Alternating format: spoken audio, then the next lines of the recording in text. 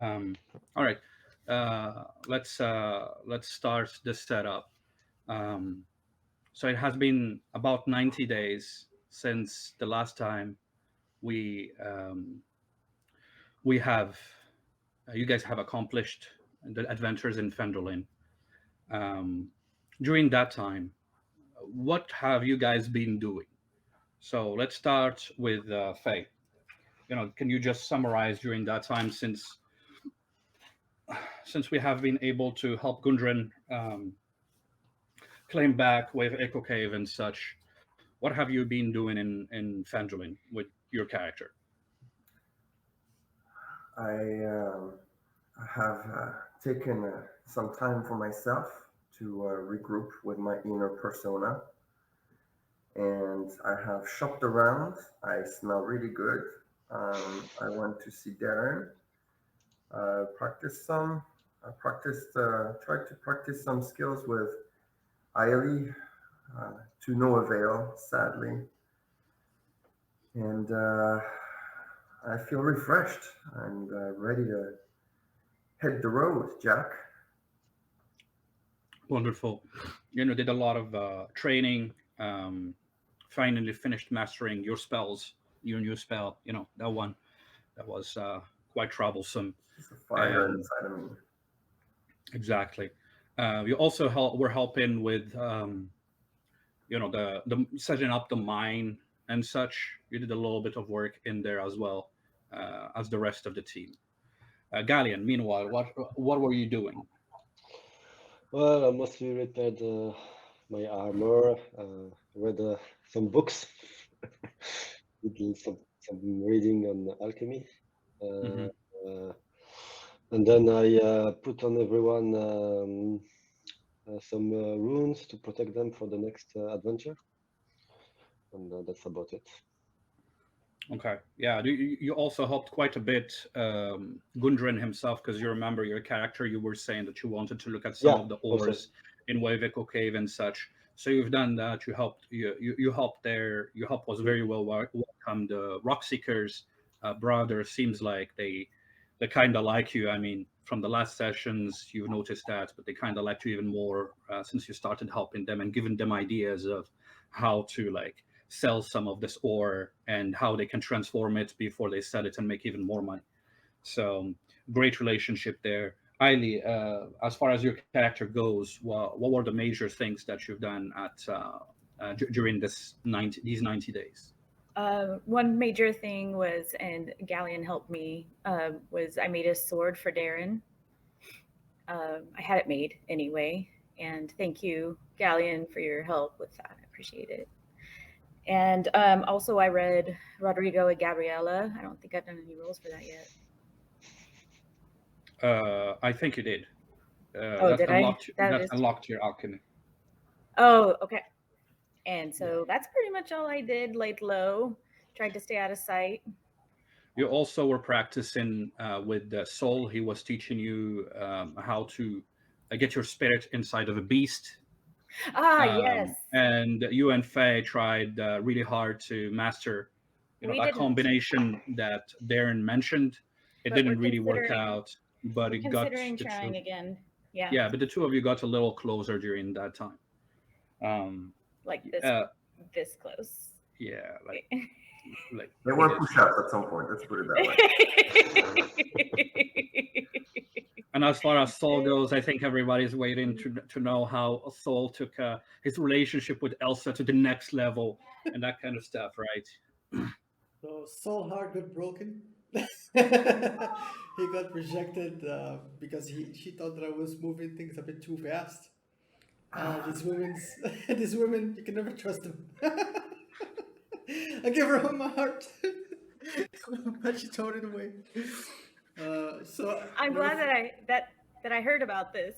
yeah, so in order to remedy this broken heart and to mend it, I focused into his furthering his combat skills, where he identified his newly found weapon, the Lightbringer, as far as what it can do, as well as being able to finally find somebody who can explain the meaning of the golden statuette and what it does, the one that we found way long time ago. I mean, relatively speaking. As well as did some purchases. As you can see, Sol has a new. You will see he has a new armor. He looks way ready to go for some new adventures. Hold on. You don't have a new armor. It's your old armor that was Oh, fixed. okay. It's the old one. Okay, my bad. All right. As well as I was able to finish reading the alchemy book that Faye gave me, which I need to return to her. And yeah, and as Aieli said, I practiced with her her ability to talk within or like see what Aya sees. So that's pretty much it. Yeah, and he forgot to mention that the night he got rejected, he got drunk with Gallean. The two of them Yeah. were drinking as he was sobbing, and Gallean was like, "Yes, my friend. It's you're too young. You still have a lot in front of you and stuff like that." Anyway, so it has been a little over 90 days since you guys have been there, and it seems like the operations right now in Wave Echo Cave are at a normal level. But you guys are starting to run out of cash, and you have been like considering other opportunities. And that's where Ernest Hallwinter has approached you and told you that he was heading to the city of Hammerhall and to go meet the Golden Gauntlet Alliance. And he asked you if you were interested to come with him, as the Golden Gauntlet Alliance always has like opportunities for adventures and for coin, you know. So you guys have accepted, and all of you have traveled north to the city of Hammerhall in the Broken Kingdom, one of the largest city on the northern side of the Broken Kingdom. So you got to Hammerhall. Hammerhall is this huge city with these large uh, ramparts, like these large stone walls. They have multi-layered stone walls, a large fortress that probably have withstood um, a lot of sieges and attacks before.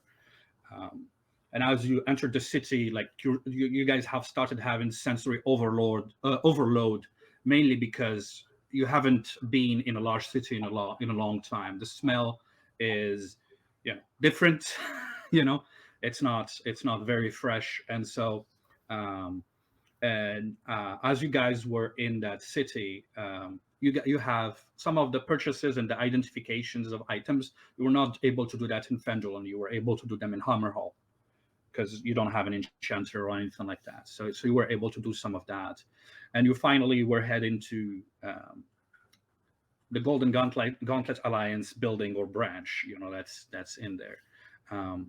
And just something to add for like Gallean, because he probably would have been interested in this. So the city is called Hammerhall because there is this whole road called the Hall. Pretty much, there's this large road, very very very big touristy site, where on both sides is just blacksmith after blacksmith.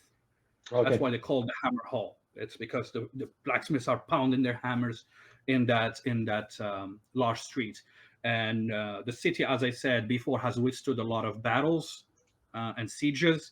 So the blacksmiths were like working the weapons and making weapons as the battles were going on and such. So it was interesting for you. You probably at some point would like to like visit that specifically, look at Mhm. the type of weapons that they have in there, but you didn't have enough time to do that. Okay. Okay. Is it mainly a human city? Yes, it is. It is a mainly human city. The Broken Kingdoms, or this area where you guys are, is used to be mainly two human kingdoms that went to war against one another.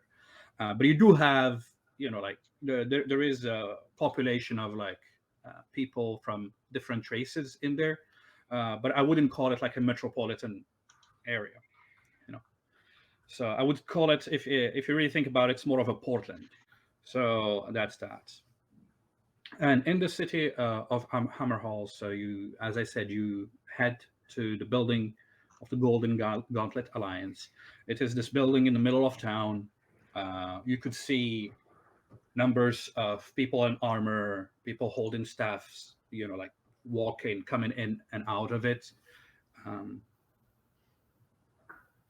I will ask one of you or all of you maybe make like an analysis or a intuition test for me. You guys can decide whichever one you want to do.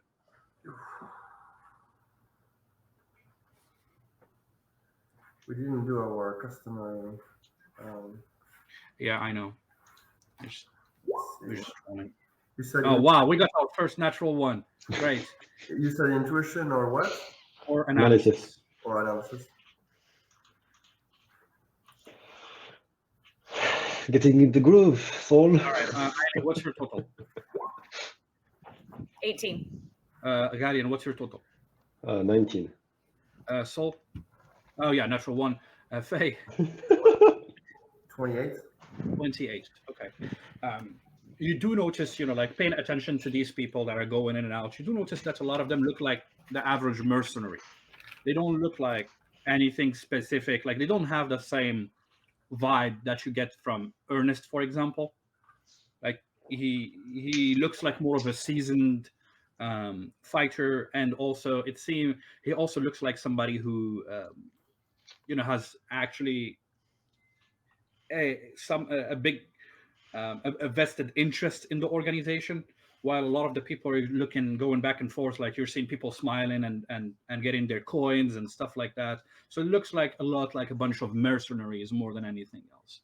If you guys remember, just as a reminder, because you may have forgotten about this, the Golden Gauntlet Alliance is the organization that that Ernest is part of. And let me just find you here a couple of things in case you have forgotten. Yeah, so the Golden Gauntlet Alliance is a group of allied political powers that are concerned with mutual security and prosperity through trade and commerce. Members of the order ensure the safety of cities and other settlements by proactively eliminating threats by any means, while bringing honor and glory to their leaders and homelands. So, it's supposedly it's a very value-driven organization. But you did notice that there were a lot of mercenaries, like just people there for coin and such. So you enter the building. It is one of the nicest buildings. It's a building made out of brick. And as you get inside, you can smell incense burning. Has a nice sweet smell. Ernest leaves you and heads out. In this room, he tells you to wait for him. And then after an hour or so, he comes back and tells you, "All right, I think we're gonna be able to meet with the branch leader here. And good news, they have. Seems like they have something for you that where they think you could jump in and help." And do you have anything to say, or do we just take you there? Yeah, I ask Ernst. I'm like, hey, Ernst. Yes. Does the Golden Gauntlet know about the Arbrick situation? Yes. If you remember, after that whole thing happened with Albrecht, I went to Falkrest to communicate what happened and all the unfortunate events to the Alliance. And I'm going to give a full detailed report of that as well. Okay. So, because we still need to, make him pay for what he did. Yes, I think the group is going to figure out a way to handle that. Sounds good. Okay. Is there anything else that any one of you wants to say before I move you there? Okay. All right. So then you guys follow him. You take these wooden stairs to the first floor, and you push the door and you enter this large room. You could see on the walls there are some tapestries, a couple of paintings. There is this wooden desk behind, and behind it there is this woman that is sitting there. And you see to your right there are two individuals. There is a human male,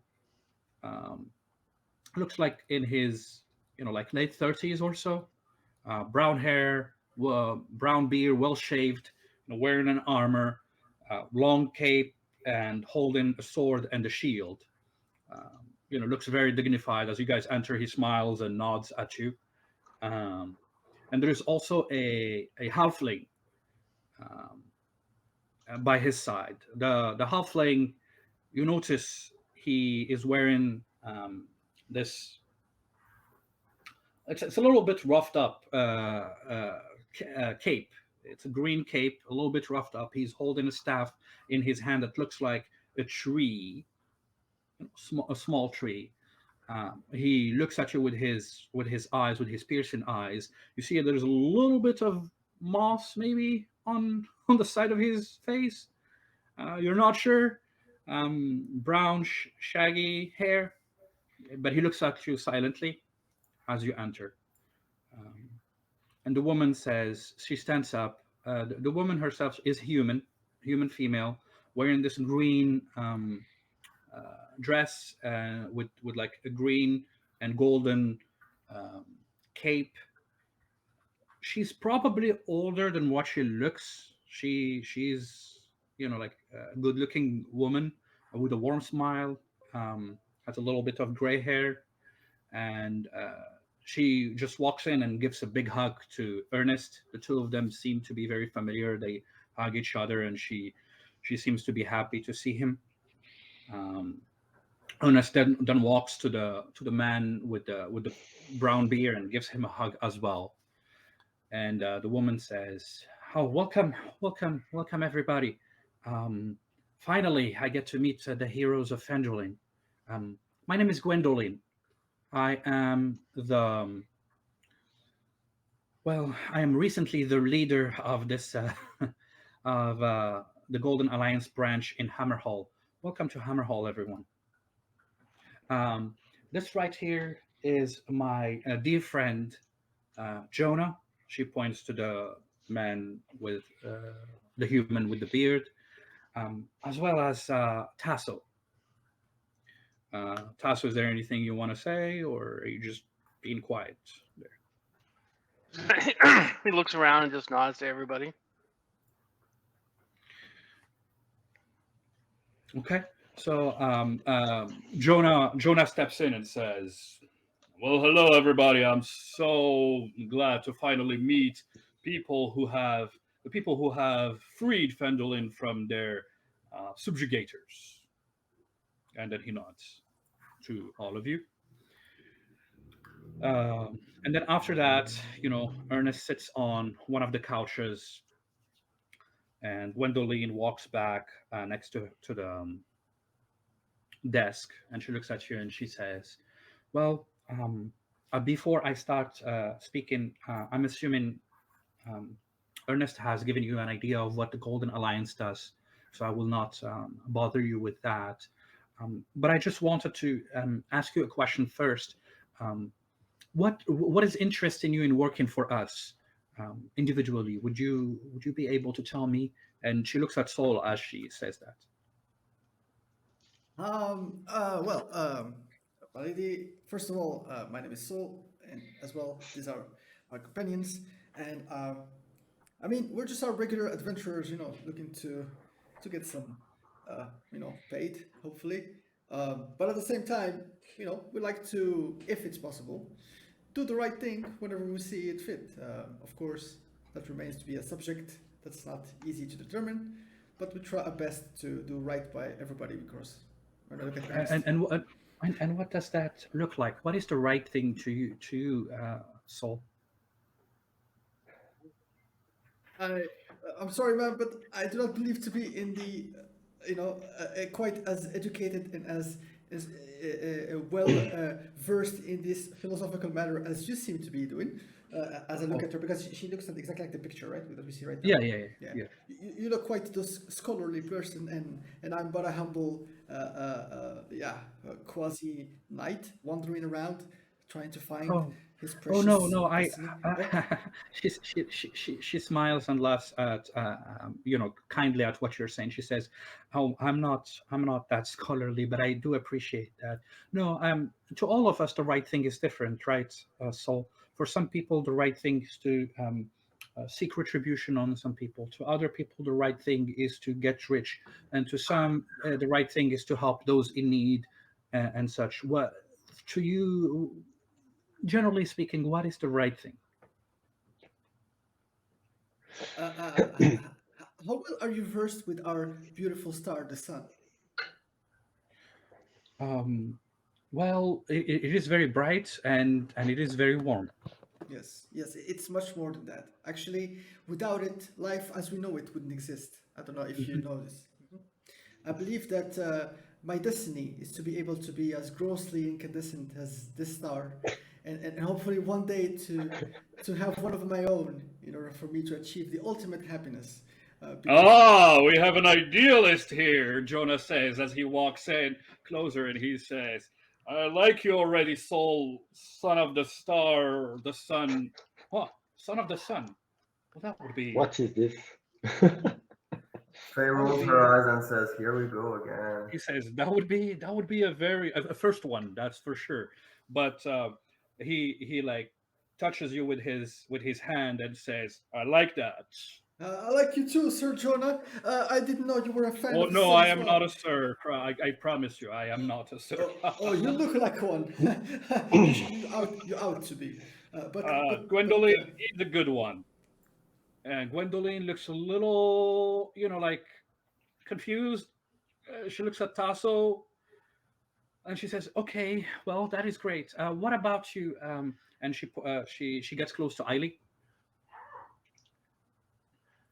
Unmute probably, and I'm gonna mute. Uh, I'm gonna giggle awkwardly and start slowly moving backwards, trying to get behind Gallean. So Galleon, Don't what do be you? afraid, my dear. Don't be afraid. Yeah, what do you say, Galleon? She looks at you. Oh, for me, unlike Saul here, I just try not to kill innocent people, Oh, because young people, they deserve to live, but if they are doing bad things, well, and I know that Saul has been wrestling with this kind of feelings in the past. So yeah, but in the end, it it's all about the money, I guess. yeah, well, I'm not surprised.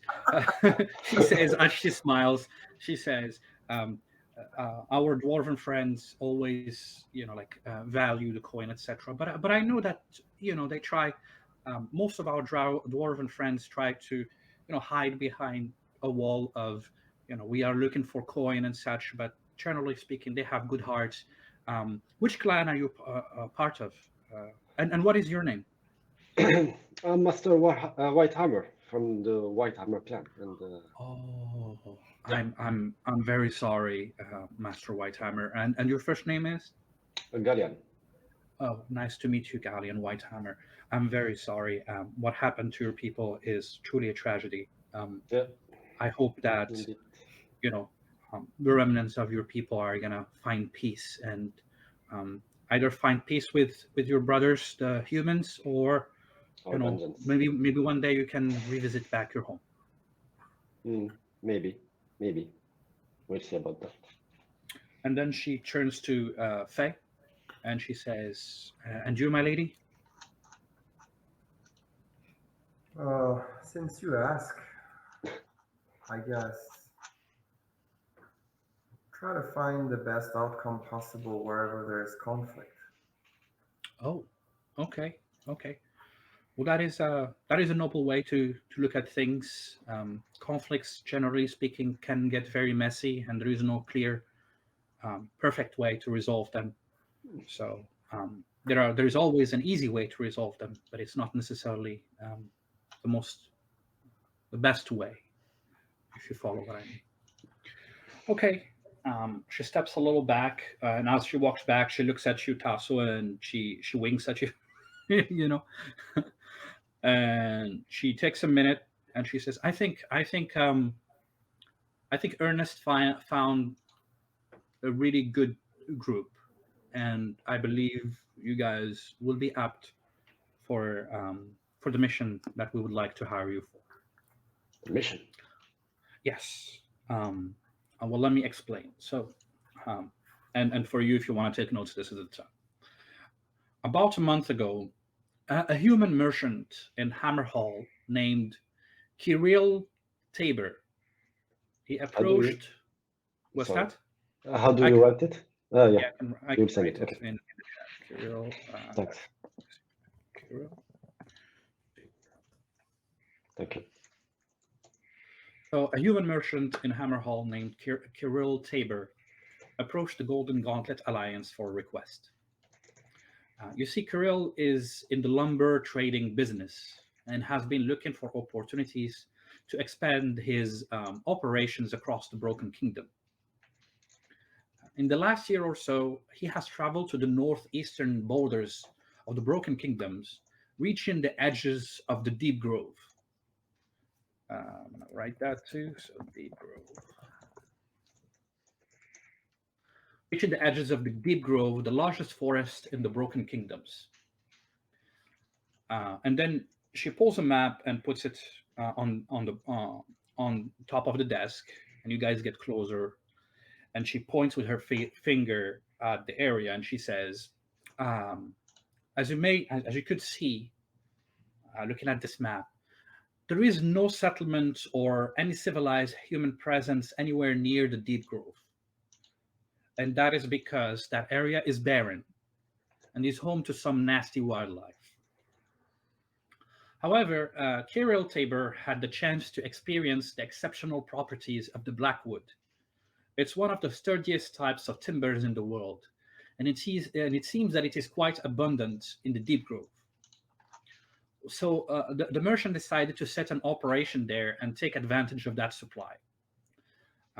They would cut the trees, transform them into usable lumbers, plank, and such, and then sell that timber across the Broken Kingdoms, expanding the quality of wood across the land and potentially even exporting it to other realms.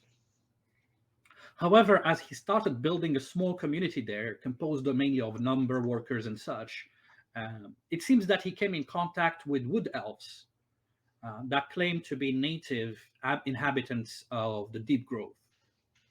That they say that it's their homeland, and they warned him to not venture in, and to stay away from the trees, or else there will be some serious consequences.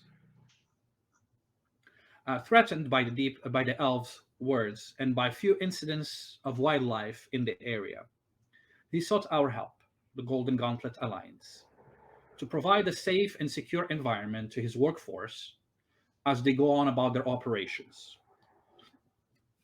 We accepted the request, and we sent a party led by Lady Zena Royal. I'm going to write that. By Lady Zena Royal, a high elf mage and one of the most senior members of the Golden Gauntlet Alliance. She was accompanied by Brother Sildar, a human cleric of Odin, who is also a senior member of the Golden Gauntlet Alliance. They also had about a half dozen of mercenaries and another half dozen of newer recruits, part of the Golden Gauntlet Alliance. Once they reached the site at the edge of the Deepwood, they were supposed to send a message back with an update on how the operations were going. It has been a month since, and we haven't received any form of communication. Therefore, we are requesting that you head to we're going to call it the Tabor lumber site, for the name of Kirill Tabor, at the edge of the Deepwood, and to investigate the situation. Your objective is to re-establish contact with the Golden Gauntlet Alliance party and the merchants. Then to urge them to keep the communication within protocol, which is typically within 2 weeks. The members on mission have to send a raven or such. I would have expected that would be possible, because once they reach the area, they should typically send 1 or 2 people to the closest settlement to send a raven with information or report of how things are going. If you guys noticed, the rest of the party, Ernest used to do that. He used to go to Falkrest to send communication to to the Golden Gauntlet Alliance. So at this point, she takes a minute, takes a deep breath, and then she says, "You will be accompanied on your journey by two close friends of mine." She points to the human and she says, "Jonah here is one of our most proficient agents, and Tasso, one of our new member here at the Golden Gauntlet Alliance, but definitely he's an experienced and capable adventurer. I know that firsthand. For your journey, we will provide you with horses for your travel. We'll provide each one of you with a tent, camping supplies. We'll give you a few potions. We will also cover your lodgings and food expenses in Hammerhall and on your journey in the Broken Kingdom." She looks at Jonah when she said that, and he nods to her. And then she says, "Finally, we will pay each one of you 250 gold pieces once the overall mission has been carried out."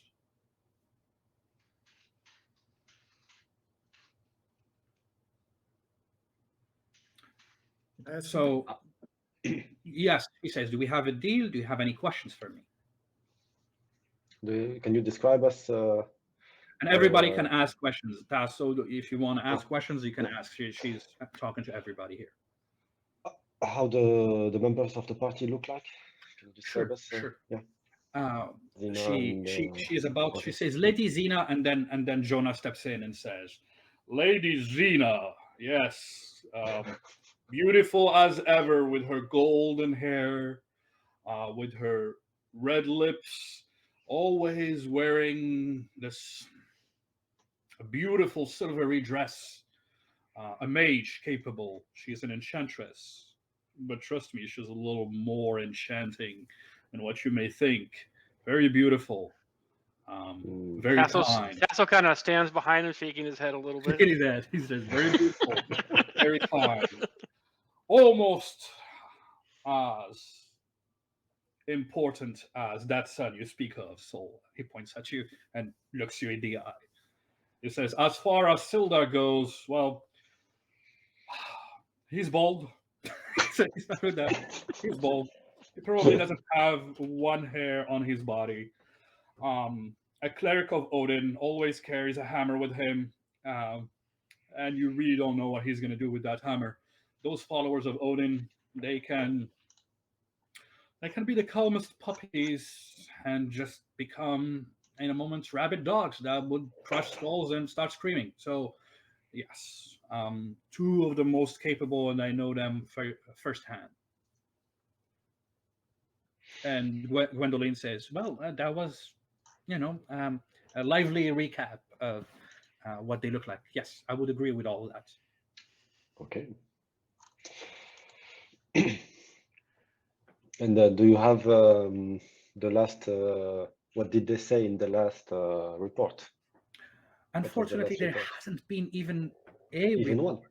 Oh, so right from the beginning you lost contact.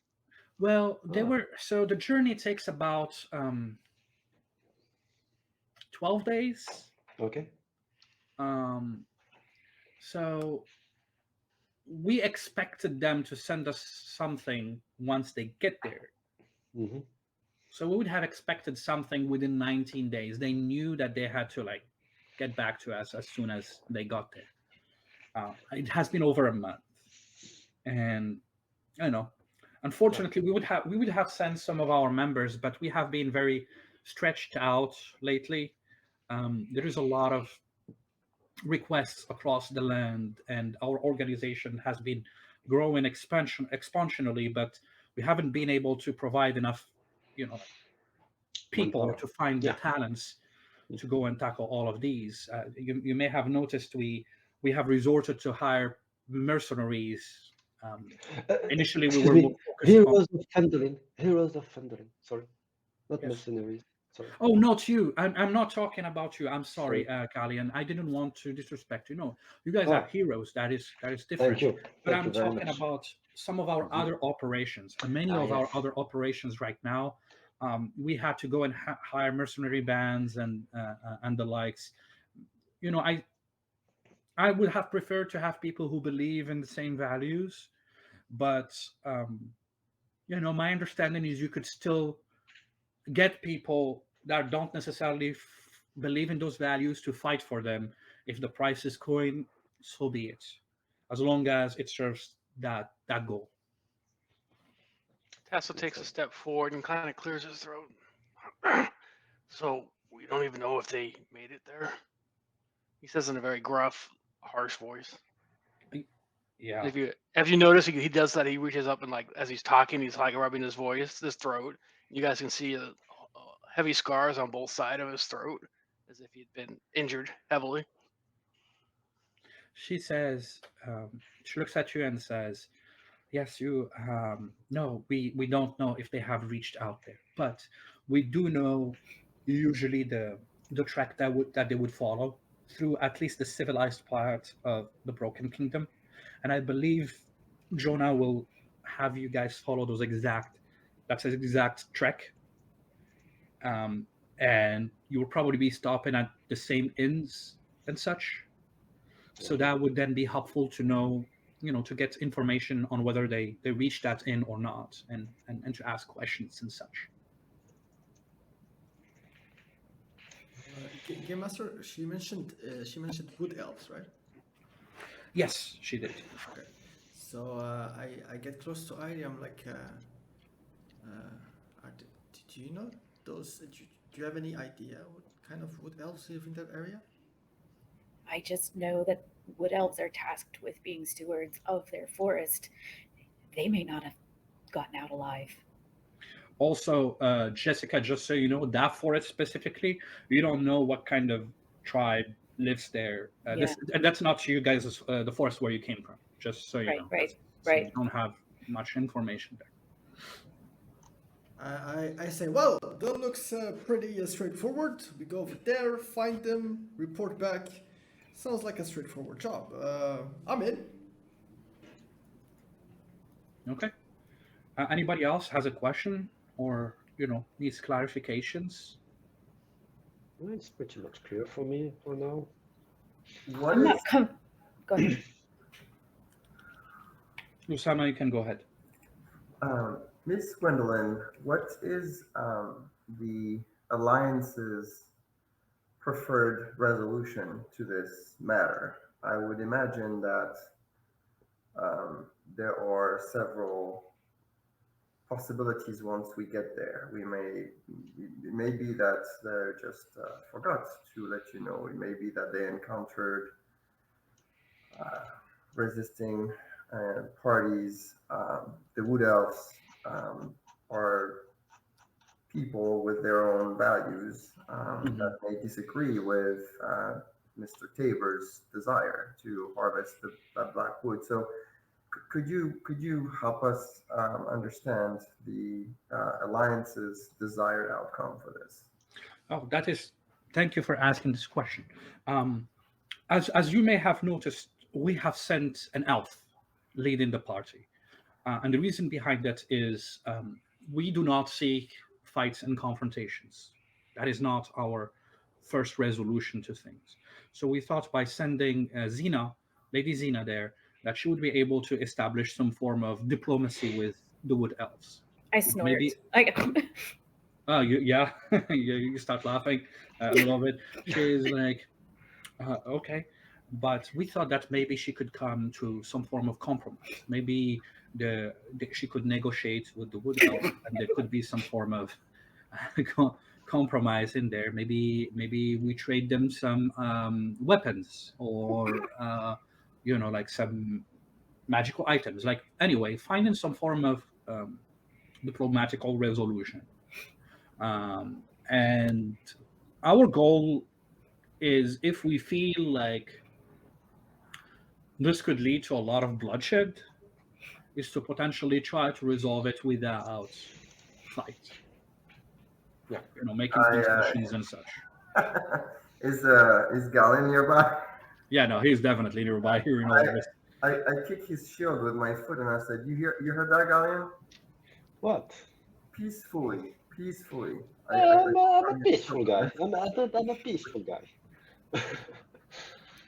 Sure, I think your camera got blocked, just so you know, Gallean. Yeah. Okay. Yeah, but that's fine. You can keep talking. It's all good. I thought he was really good at that stoic Yeah, expression. yeah, it was like this. Peace. Poker Uh, face. Poker face.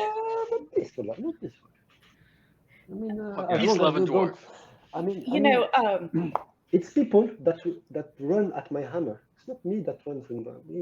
It's a question of a point of reference. Then we My will point of call it they the are red coming to me hammer, with he says. my Jonas hammer. says, what? White hammer? They're just coming to my hammer. Anyway, I'm like, but so she says yes. So, and also we have sent, if you also noticed, we've sent a party of 14 people. That's a rather large party. But it's also because of, as I mentioned earlier, there were some wildlife incidents in the lands. As a matter of fact, I may want to let you know that you'll probably be traveling for 10 days on civilized land. So there will be not just humans, but like there will be farms and people on the main roads, etc. But then once you reach after those 10 days, there is no road to take you the to the campsite. As I mentioned, there is no, it's not explored area where people live, etc. Normally, it would take you about 3 days to 4 days walking to get to the site. That's why we provided you the horses. Preferably, do not use the horses during the civilized portion of your travel to not get them tired. Once you reach there, then you ride your horses for 2 days. Jonah knows all this, but like you ride your horses for 2 days to also avoid any bad encounters with the wildlife. There could be some dangerous things out there. So that's why we sent a party of 14 people to make sure that they can secure that trade route from the campsite to the nearest settlement. It wasn't really to send them to kill the wood elves. That was not our goal. So anyway, that's I hope that clarifies it for you, my lady. What is your name again? My name is Faye, Faye Nilo Stormheart, and Uh, I anticipated as much. It is good to hear it from you so that we can, um, assuming we get there and are able to. I mean, God knows what, or the sun knows, maybe, I don't know, somebody knows what happened over there. yes. Might be the wood elves, might be the wildlife. But it is good to know that the values of the Golden Gauntlet Alliance are the ones you described. Thank you. Well, um, anything else? Do you need any more information from me, or is there anything you'd like to ask or such? can we bring them back? Can we just bring them back? Bring back who? Your party? Do you have to send them on? Well, if you inquire and there is a good reason for that, yeah, then that is also an option. Um, but once you reach there, I believe once you are in touch with Lady Zena, I think you are able to negotiate with or speak with the senior member that represents that party. Um, as I told you, I just took this role recently, so I haven't been overseeing this until recently. I'm not sure what the contract is and all that. I have to look into all that information. But yeah, I think all the options are on the table. Okay. Is Mr. Tabor in town, and are there any additional details you think we could be getting from him directly? Mr. Tabor is on the campsite. Okay. Yes, he should be there as well. Okay. Can we bring him back too? Again, if you are able to convince him, for sure. Yes. Was this the first time the Golden Gauntlet Alliance does business in that area? Yes-ish. It's not like there are not a lot of people who hire our services to go in um, unexplored land and such. Usually is matters such as a business in a village and there are bandits around. So we come there. We make sure that the business is working effectively and that the bandits are not stealing and such. Or it would be a group of orc raiders, for example, attacking a mine or such. And then we'll go there and we'll make sure that that's secure. And so nothing directly in an unexplored part of the land such as this. This is the first time you completely lost contact with like a squadron that's been sent, even from the first report. I wouldn't know. I wouldn't say that it's the first time. I think it happened. It happened in the past. It did happen in the past, and sometimes it was just that our members were, focused on the task at hand and couldn't go and send a message or anything like that. So it does happen. Okay. Okay. So as I size up Jonah, I turn to Ernst and I whisper, "Would you like? Are you stronger than him, or is he stronger than you?" Ernest says, well, of course, I'm stronger than him. Why, And, why didn't you see me wave that sword as I was fighting the monster, the ghouls? And did you forget that I helped you take out yeah. Mormesk? Oh no, like I have no doubt about you, but I'm wondering, like, I don't know his prowess. That's why I asked. Oh yeah, no, I'm stronger than him for sure. And what about Zena? Is she quite these two like?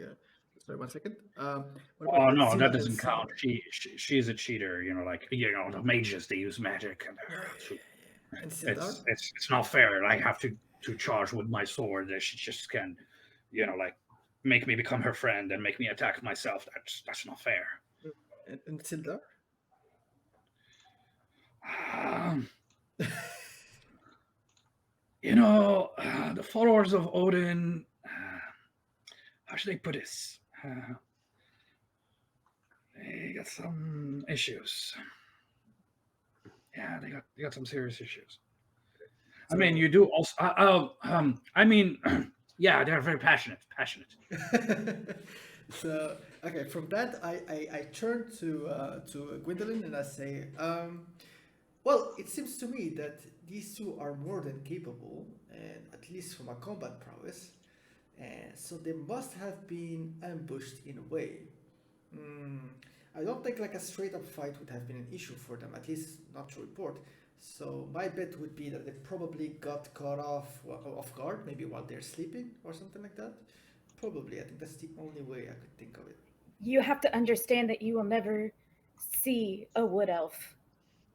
If you see a wood elf, you're safe. You have to understand that.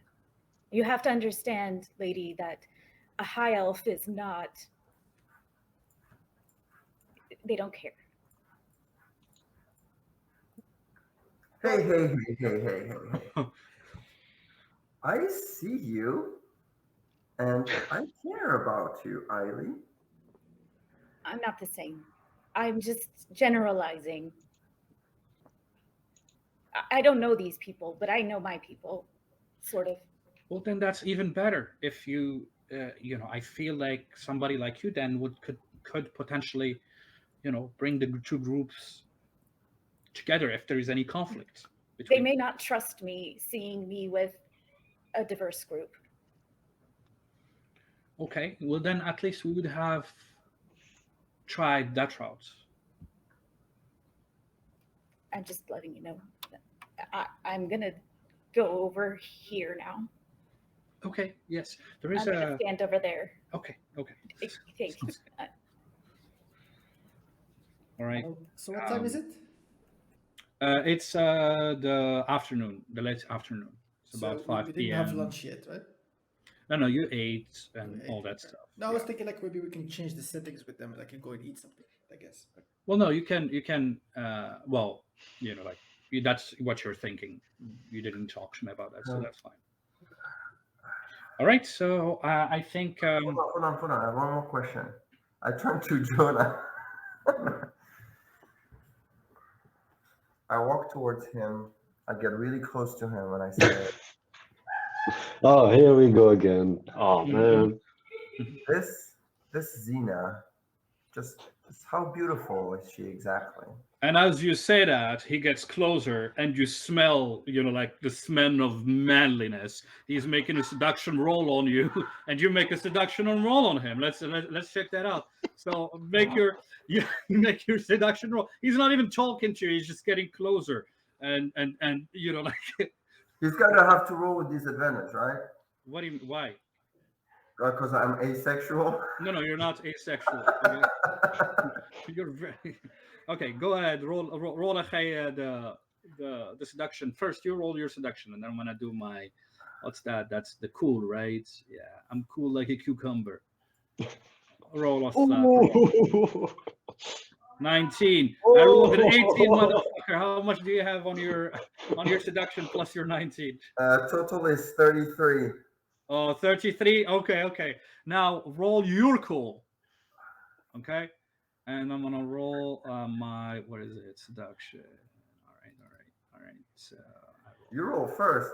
Yeah, I roll. 11, Yeah, we can roll at the same time. Doesn't matter. 11, 12, No, but what's the total? Plus your cool. 26. 26. Yeah. Oh boy. Yeah. Okay. Like you could smell the sweat. He gets closer, and you're like, okay.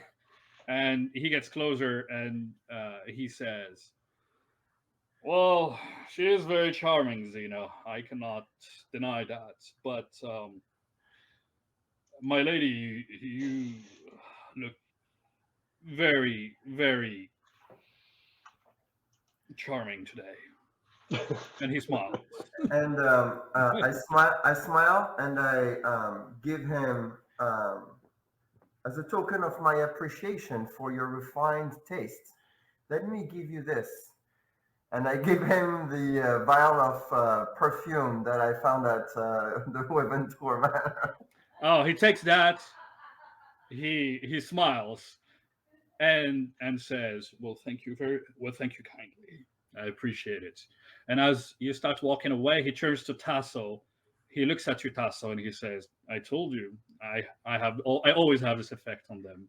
And he opens the top of the perfume, and there's like, hmm. Tasso just looks at him, shakes his head. Isn't that for women? He's like, You're Tasso. damn right. He says, "Tasso, you still have a lot to learn about women manners. Of course, it's for women. She's given me her sense so that it doesn't leave me. She's telling me that she wants me, but I'm gonna play hard to get. You should learn." And he puts it in his pocket. Anyway, so uh, Gwendolyn says, "Okay, well, it seems that we are set. Um, I believe we have gotten you rooms at the Stout and Smoke. It's one of the nice inns. It's closer to one of the um, exit gates, so you'll be able to stay there for the night. They have this stable nearby. I believe that's where we have your horses and gear. What did you say the name was, Game Master? Sorry. The Stout and Smoke. Sorry, I was trying to type it here.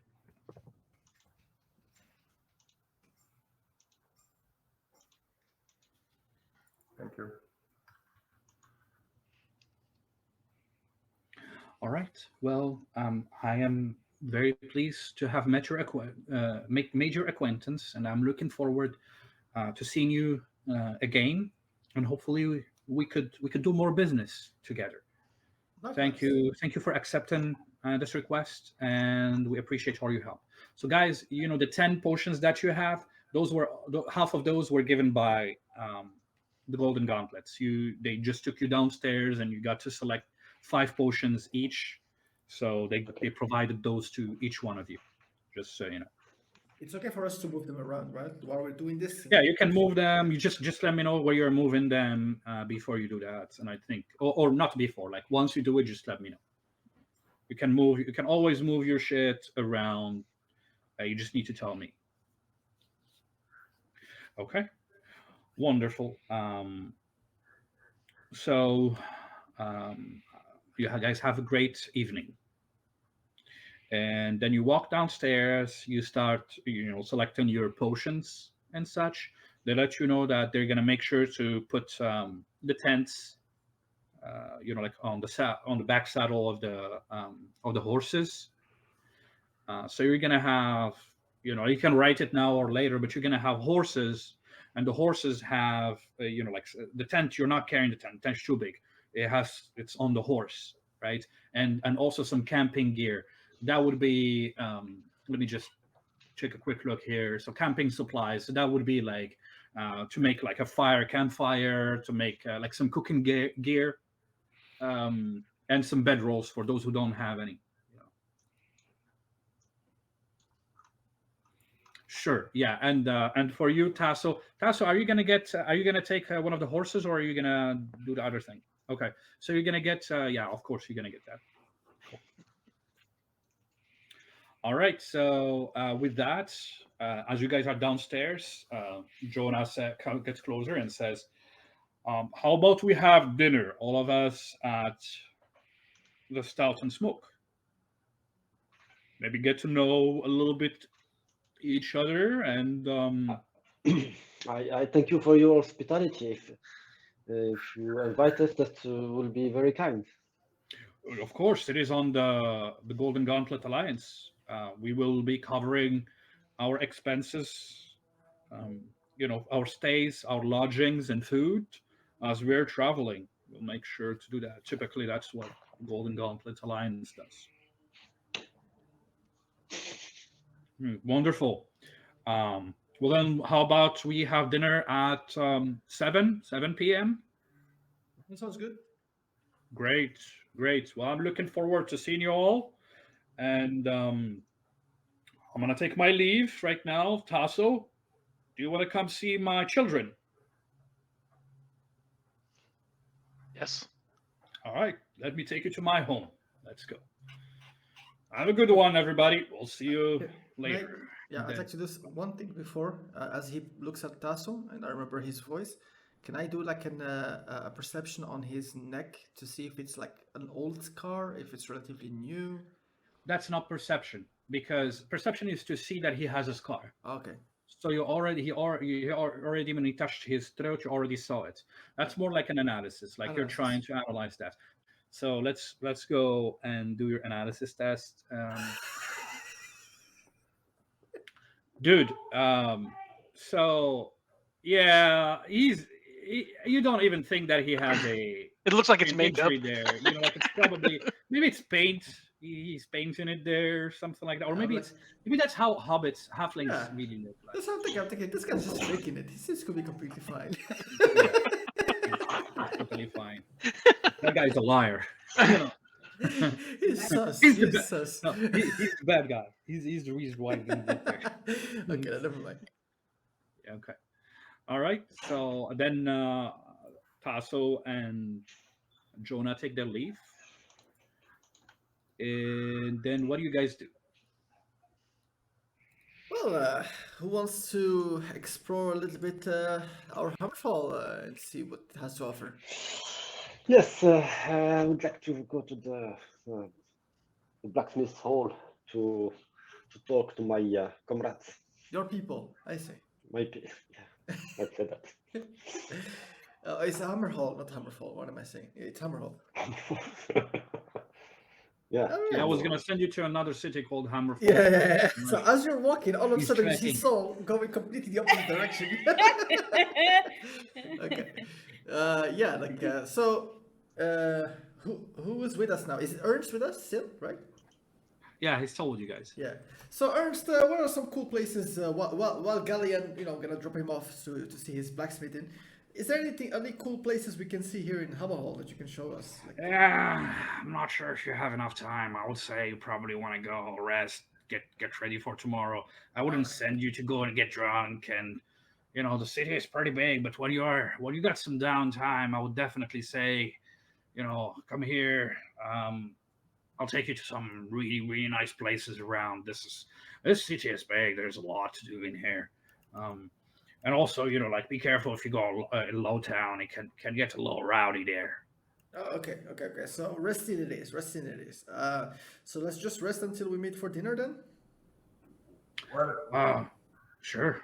He says, I'm Yeah, heading there right now. If you guys want to follow me, I can show you or you can walk with me as I show you where it is, and then you can go about what you want to do. let's do that. Yeah. And maybe, are there any? Where does somebody like you, Ernest, when you were an active, um, shop in this place? And does the Golden Gauntlet have preferred pricing with any one of the shops over here? Yeah, unfortunately, there is no preferred pricing because most people now are Golden Gauntlet Okay. clients. He laughs. He says, the merchants are not gonna give you discounts on that. That's really where they make their money. But there is Elizabeth's Wonders. I think it's one of the like the most prestigious place around here. You may want to go and take a look there, but I can warn you, it's pretty expensive. It can get pretty expensive there. Other than that, there's a lot of good, there's a lot of good shops. This is one of the largest cities in the whole Broken Kingdom. Like there is a lot of things to see, and there's a lot of, you know, um, materials. This is not Phandalin for sure. If you're looking for like enchanters, magic books, this is really where it's at. Mhm. That makes sense. Thank you. Okay, well then let's head to the stout and smoke, and yeah, you guys can let me know what you want to do after that.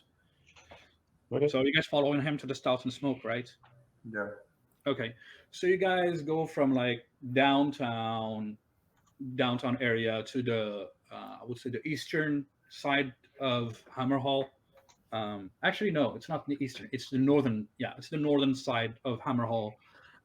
It's a long trek. Meanwhile, Tasso, you and Jonah, both of you head south, closer to actually Lowtown. So the two of you are walking in these streets. Like in the downtown area, relatively cleaner area. You see people all around are trying to sell their whatever it is. It's whether it's produce or it's like potions or stuff like that. And there are people going on about their business. You can clearly notice some of the people have what do you call that? Like have more status. Probably you know that there is not aristocrats in here per se, but probably people with status. And so as you guys are making your way, is there anything you want to say as you're walking with Jonah, or you're just trekking? Just trekking. Okay, I'm so gonna keep my eyes around looking because it's all kind of new to me still. So yeah, it is for you, and you've been to Hammerhall before, Tasso. um, this is too much to take. You prefer other types of environments. yes, This is too much. And man, like humans are loud. you too know many tall folk. yeah, are loud. Like there were a couple of people jumping at Jonah on your way. Most people don't notice you, but like, because you're like literally walking behind him. He's like 6'5", and you're like so short. But they 3'9". jumping at him. There were many people jumping at him, trying to sell him stuff. You said, "Oh yeah, you look like a strong adventurer. I can sell you this bastard sword and stuff like that." And he just, like he kindly pushes them back as he's making his way. It's That's what like, he's there for. He's my guide. He's my guide. Keep people away from me. yeah, exactly. So he's like, I'm excited for you to meet my children. This should be entertaining. I bet you they're gonna really like to see a human your size. Oh well, they think it's a human, but you see what I mean. Yes. Um, so you guys finally arrive in Lowtown, in a more secluded area. Like there is this building that looks like a temple slash church.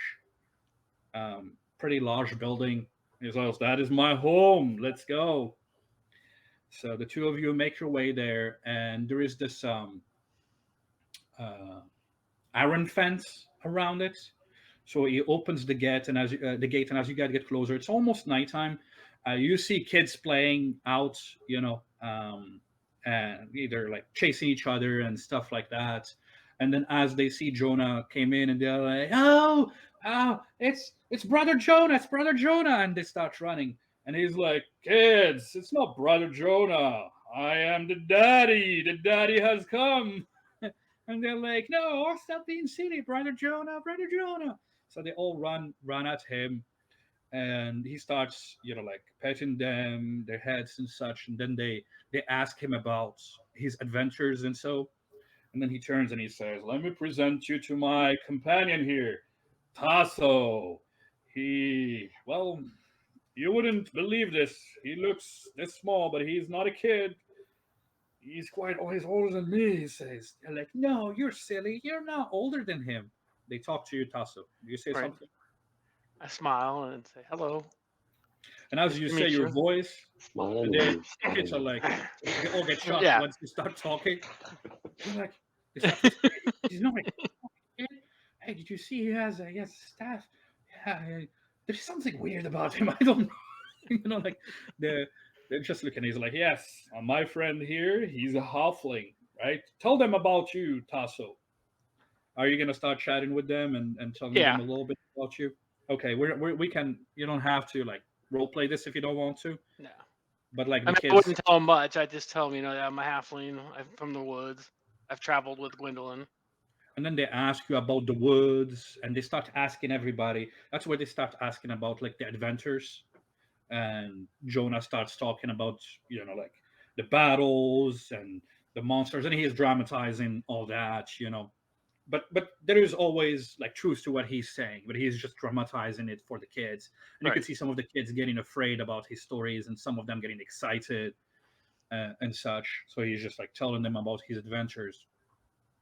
And then the night falls, and then the door of the building opens, and there's this older woman that comes out and says, "All right, kids, it's time to go in." And she says, "Oh, Jonah, is that you?" And he's like, "Oh, yes, that's me. That's me. How are you doing, mother?" She is like, "You silly. I'm not your mom, but sure. Bring your friend here. Let's have some gravy. I made some grits." She's like, "Come on over." He's like, "No, we are supposed to meet with some of our allies at the Stout and Smoke." She's like, they don't have time. Just come on in, and bring your young friends there, honey. Let's go. I made some good food." So all of you end up going in, and like pretty much it's an orphanage Right. where I you got are. that feeling. Um, and then she made like delicious food. You guys tried to eat quickly. She started asking about him, how he's doing. She says, "Oh my God, you grow so much. You were so little," and stuff like that. She started teasing him a little bit. Um, let's call her Mother Teresa. How about that? That sounds great. Let's call her Mother Teresa. Its name is Mother Teresa. So anyway, um, so that's how your time it goes there. Except if you want to do something specific, Tasso, you gotta let me know. But other than that, you guys are gonna cut it short and have to leave back. Is there anything you want to do, or you're just leaving back? As we're leaving, I'll pull out a small pouch with some money in it and give it to her. Use this for the kids. She's like, "Oh, thank you very much. May Eldron bless you, uh, my my dear friend. Thank you. Yeah, yeah. Everything is needed." And you did see that before you did that. You did see that he did actually gave her a pouch of gold. I figured he Um, would, but I'd wait no, and do it myself too. yeah, I'd give no, her half of but you what did I. see that he did that, and he also gave like rocks and some other shit that he finds in his adventures. He gave that to some of the kids. Um, like to keep it as adventures gifts and Right. such like that.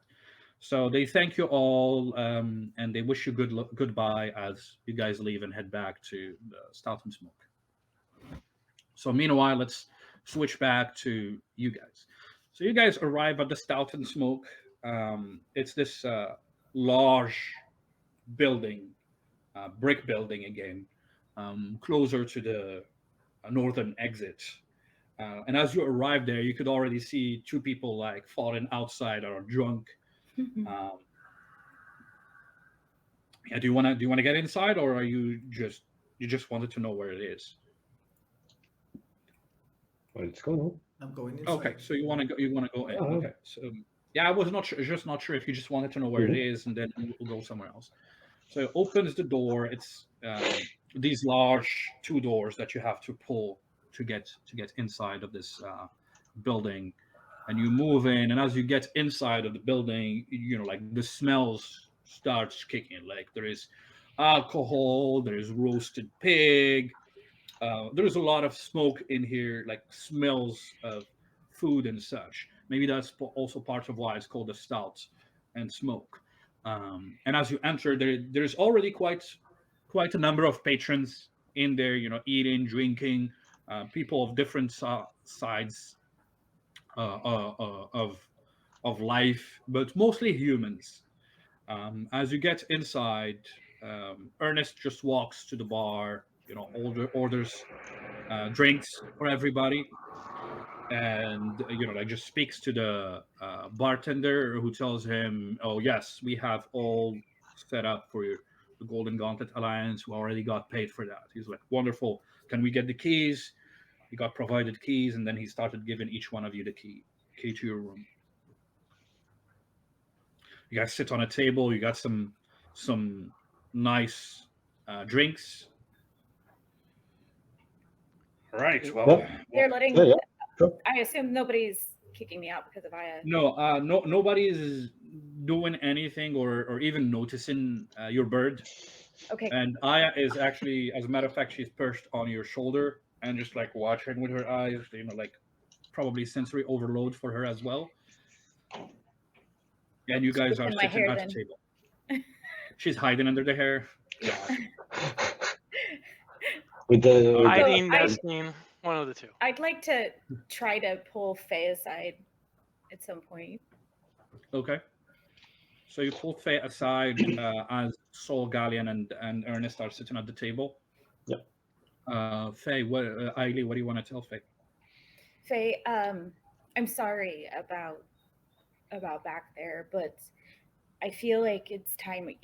I need to tell you that Wood Elves especially. I mean, I don't know about all of them, but especially anyway.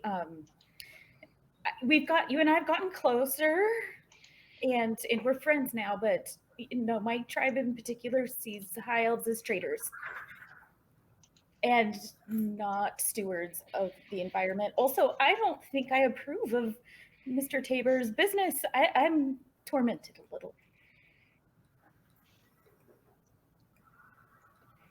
Okay, that's all I had to say. So I guess we're still cool, right? I hope. Yes. Are you gonna be okay? Yeah, of course. I am not sure how I feel myself about the business that they are trying to do, but I'm trying not to jump to conclusion, and we're not sure the Wood Elves are responsible in the first place. I think we'll know more when we get there. In the meantime, you can talk to me, right?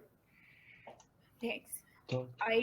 I do know that I'm very sure if I feel this way about the business that it wouldn't be well received from them either. But Understandably. Hoot. You should get that. You should get her something nice to eat. Yeah, I'll do that. I'm gonna focus on that. Thank you, You're welcome. sister. Yeah. You're trying to touch me again? I tried to punch you, but it came out as a touch, so Tried to sorry. punch me. Oh, okay. So no, I'm just kidding. But like, she punched you in the most awkward way possible. You lost 2 points of intelligence as a read. No, I'm kidding. So then the two of you walk back to the table. Meanwhile, Sol, Gallean, is there anything you guys are doing or talking with Ernest? Grab a drink. Yeah, you got your Okay. drinks. You got like it's actually pretty decent. Yeah. The beer is not bad. Or maybe you just started getting used to human beer. Ah, So it would be a curse. so nothing else on the two of you. We're just chilling for now, right? Yeah. Yep. Just pretty much chilling. Okay. He's like, that Budweiser is really good. Oh yeah. Yeah. Oh yeah. Yeah. If Exactly. only they had Bud Light. Yeah. So I will say then, if you guys are just chilling there and Mhm. drinking, chit chatting and such, after around probably like 7:30 ish, maybe 8 p.m., the door opened. By the way, the inn gets much busier as the night falls. People from different kinds come here to get drunk and such, and eat the food. Like at some point, you guys start getting hungry, so you order dinner, and by that point, Tasso and Jonah, both of them, get in as well. Mhm. You know, and join you. Oh, I am famished. I sure am. Well, you look like it. Yeah. I'm Hmm. so famished. All right. Hey, let's. Tasso here. He's hungry, right, Tasso? All right. Yeah. All right. Well, yeah. Let's eat, everybody. Let's eat. So they bring you, like chicken and chicken stew and some pig, half a pig, and you get also some veggies, some stupid Brussels sprouts for all y'all, you know, as you guys start Can I eating. order a rodent of some sort? No, as you tell that to the to I'm not gonna the make her eat chicken. wait to the waiter, like he kind of felt offended that you say, "Hey, can I have a rodent?" And he was like, "The fuck? For We don't have rodents here. We don't have. We don't have. We clean this I, place. I We smelled them. I know we they're here. completely clean this place." And as he says that, you don't need to make a perception test. You could see like like a mouse running running very fast I'm in the just gonna send background. Aya to get it then. Okay, so Aya flies and starts chasing that. He's like, "This place is very clean. Do not ever say that we have rodent here. We make sure that our customers and patrons are very happy." And you see again behind him like this, the mouse running in the background. And Aya's still chasing Yeah, exactly. it. Okay, so then you guys have your dinner. Yep. Okay, as you're all sitting on the table, is there anything that Yeah. you want to say, or are you just eating quietly, or Like, just yeah, I asked Jonah. So Jonah looks a bit older than we are, right? oh yeah, yeah. Yeah. So Jonah, how long have you been with the Golden Gauntlet Alliance? Oh, well, that's a great question. I think a little more than 20 years, I would say, 20 give or years. take. Damn. Yeah, I turned to Ernst. How long? I've never asked you. How long have you been? about 30. 30. Okay. So it's this Golden Gauntlet Alliance. It's like a lifetime lifestyle, huh? It's not just a job like any other. Well, if you're a soldier or a warrior or like an adventurer, you always are, like go and look for jobs here and there. This provides more of a stable lifestyle, you know. And how long? So, And how long have Xena and Sildar have been with the Alliance? not sure. Like Soldar, maybe 20, 30 years. Xena's relatively new, but I would say 10 years, but she's very experienced. She quickly climbed the, you know, Okay, the ranks. just because she's a gifted enchantress compared to like, is it like a team? When you're a gifted enchantress, you get the ranks faster than typical warrior. No, it's mainly if you're gifted, you can climb the ranks quickly, or Mhm. if you are able to prove that you can carry things successfully. Xena, as a matter of fact, she should have been more of a leader of a branch or so, but you can't have all your capable people to be leaders of branches, because then you don't have capable people in the field, right? Carrying out operations and such. Okay. So, And so, and the Golden Gauntlet Alliance ranks, is it like the strongest is necessarily like the highest ranked, or can it be like stronger, like the highest rank has no ability to fight? Like, how does that work? I don't understand what you're talking about. I think you're kind of like you're thinking that this is like Demon Slayer and that kind of shit. That's not No, how it works. Or Like this one punch. no, yeah, I'm just like asking, like, Bleach or that kind of shit. Rank Yeah, here no, and here.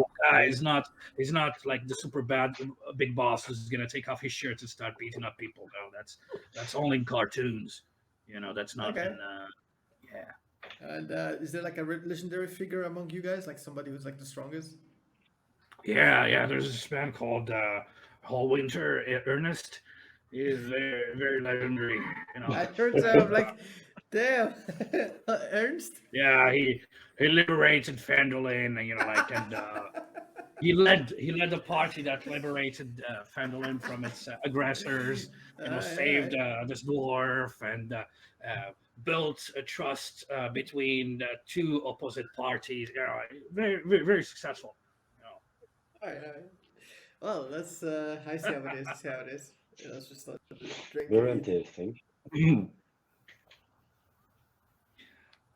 Meanwhile, so as you guys are talking there, I can like Jonah's sitting and he is watching you guys, and then he says, "So, you're a wood elf," as he looks at Aieli, and you got an owl, got a bow, got some arrows. You don't wash your hair. Interesting. He says, "You're a druid."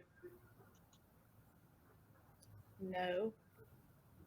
And That would be cool though. He says, "Then you're a ranger." I guess.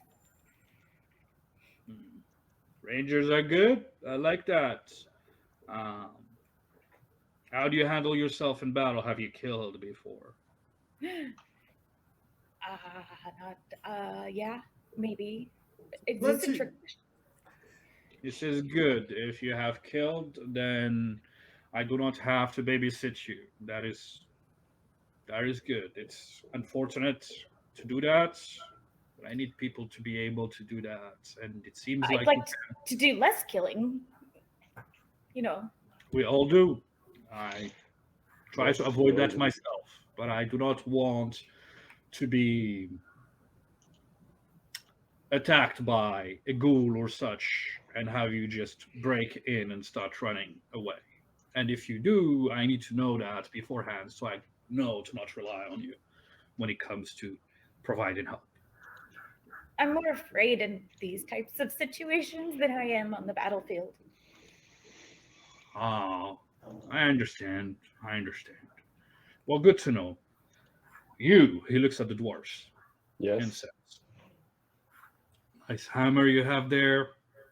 White hammer, nice armor. Mm-hmm. You look like you can hold yourself in battle. Am I wrong?" No, actually no, I can. But as I said earlier, I'm a pacifist. I Yes. don't It's attack people. just people's faces are running through Yes, your hammer.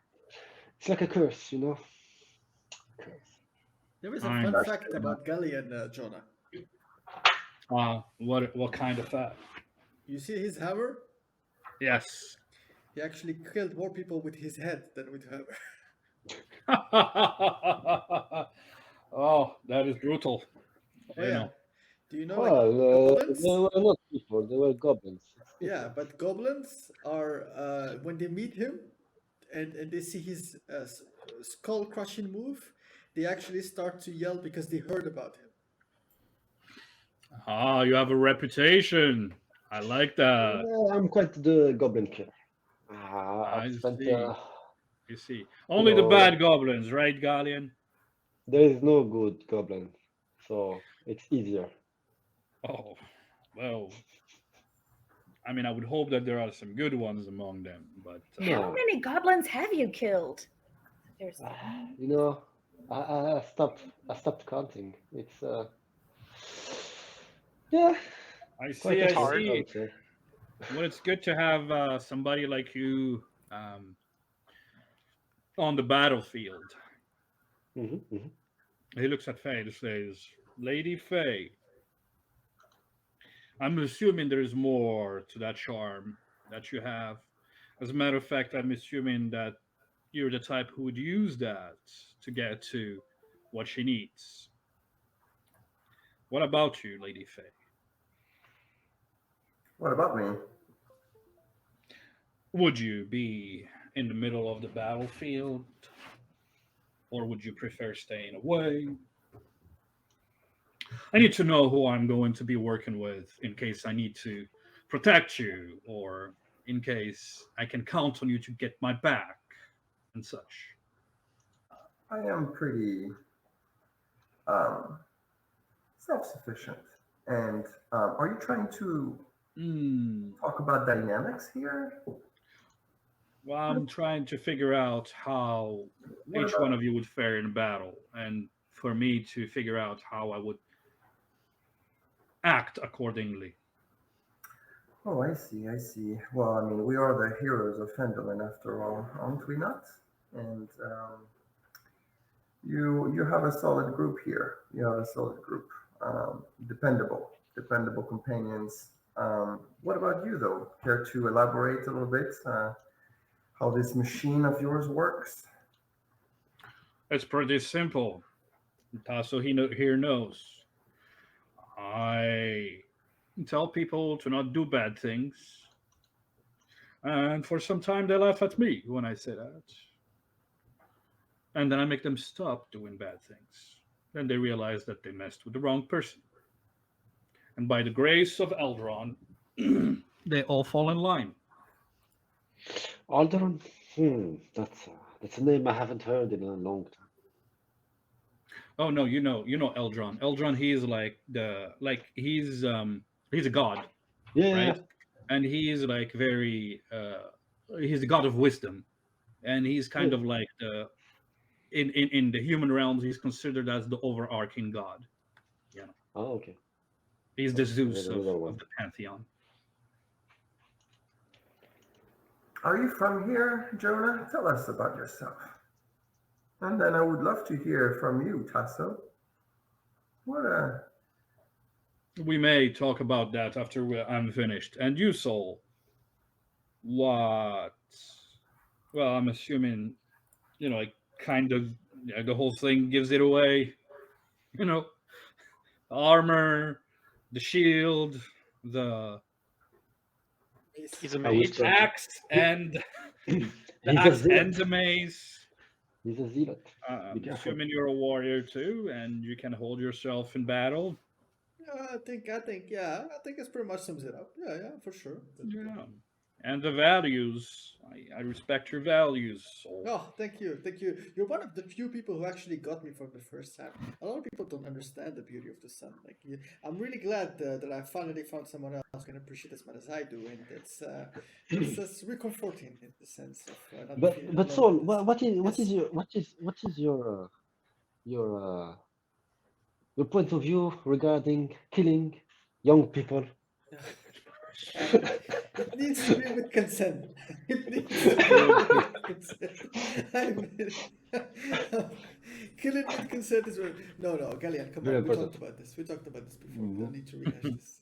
Yeah, but it's the drinking talking. Oh yeah, for sure, for sure. But there's one guy that's actually being very very quiet and all the same time being very observant. As I turn to Tasso and I'm like, um, I haven't seen a halfling in a while, and are you with the Golden Gauntlet? Like, how did you end up joining the group? I am. My name's Tasso, as y'all know. I am a druid of the Treehouse, and I've been traveling with Jonah and Lady Gwendolyn for the last few years since she saved my life. And are you familiar with Mimi and Jojo? Maybe. You are not. No. But good question there, because those are also two halflings. Yeah. That are My- part of the Golden Gauntlet. Since Alliance. Ernest worked with them, so My tribe does not interact with outsiders usually. okay. So maybe there are different tribes. Yeah. Okay. I get that. Interesting. Yeah. How old are you? I'm in my late 20s. Oh, a baby. Yeah, for sure. Compared to Mr. Dwarf, and he says, Jonah here says, Tasso is very dependable.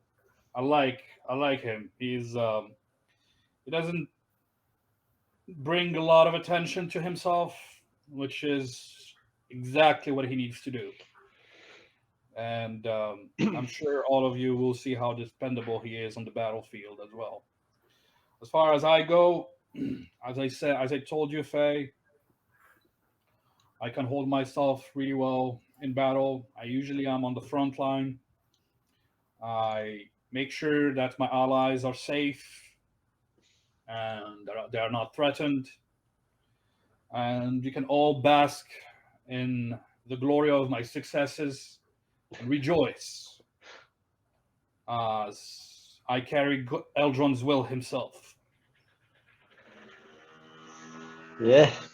But you seem to have missed some few of his teaching. Humility, I guess. Of course, we all make mistakes, don't we? Yes, we are all sinners, right? Indeed. That's a different religion. I think it's called Christianity. It's a different word. But we all make mistakes. Can I roll for his religion For to do what?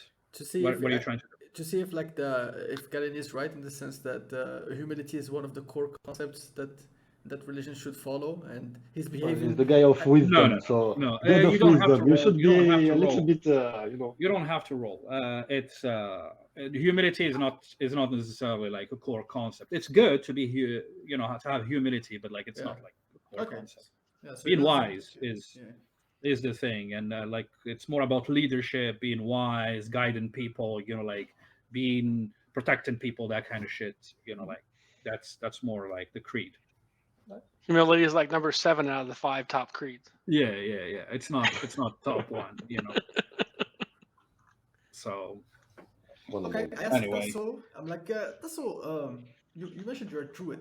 Do you know do you know of a certain red alt? no. No. Oh, he's I actually, look at someone and say, so it's not because somebody is a certain thing that they know everybody that's the same, person. Who That's knows? Who that's knows? a little bit. Maybe the That's a little bit druids have a yearly meetup, and they talk about druid stuff and go to. I don't know how that works. You're right. I'm being. I'm sorry, Tasso. I didn't mean to say that you're the same. I just thought that because we met a cool druid, maybe you would have liked it. But maybe next time, if we have time, I'll take you to him and you can chit chat if you want. If you don't want, who cares? Anyway, I'm just gonna shut up and I'll start drinking. Oh man, it's getting late. So we're going to travel for about 10 days. We're gonna go north and then northeast. We're gonna move from settlement to another. We'll make sure to stop at settlements for the night. We have a few inns, the exact same inns that our friends, the first party, has gone through officially, or at least should have gone through. So we'll stop there. We'll make sure we gather enough information about them. Then after 10 days of traveling, we should be getting to the edge. Once we do that, we're going to get on our horses. Our travel, we're probably going to walk up to that point. And then we'll get on our horses or mounts, and then we'll ride northeast. Sounds good? To the Tabor campaign sites. All right. Okay, well, make sure to get ready. I am going to make sure that we replenish our travelers' food every time. Mhm.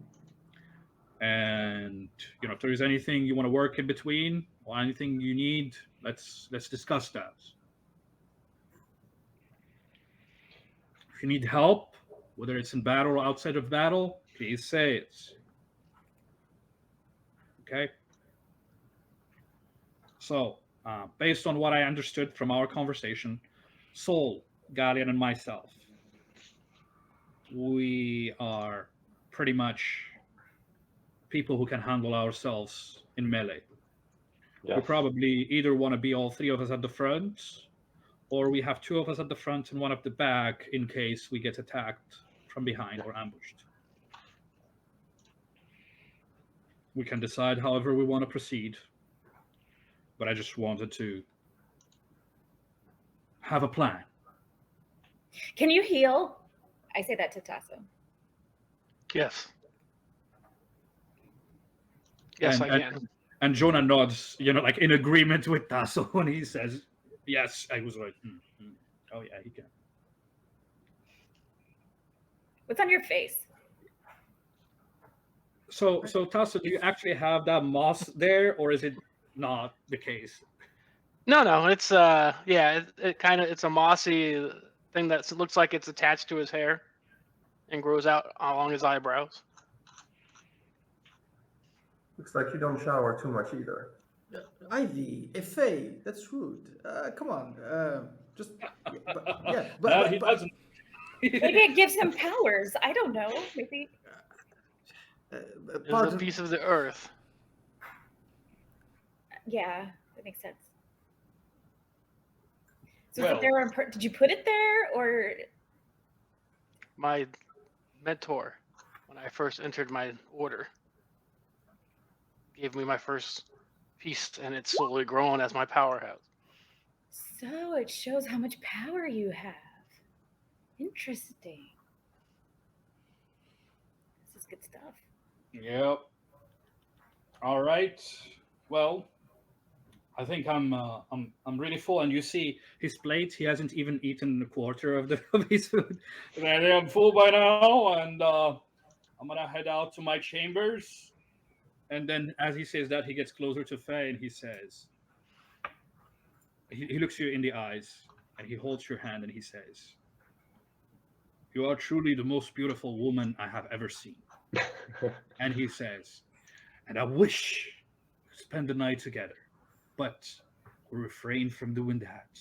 I will refrain from asking you to join me in my chambers, because I want this to be more than just a physical attraction." There you go, I said it. And then he stands up and he walks away, thinking that he did something cool, but everybody's awkwardly like, Hold on. I'm gonna get under the table. Hold your horse. what's that? What did you say? Oh, you want me to roll seduction on that? Sure. No, yeah. no. I said hold your horse. Hold your horse. I want to do something. As he Yeah, sure. as he walks away, Uh-huh. I'm gonna fuck with him a little bit. Sure. I'm gonna send him a message here. Telepathically, sure. So take your MP and roll your magic.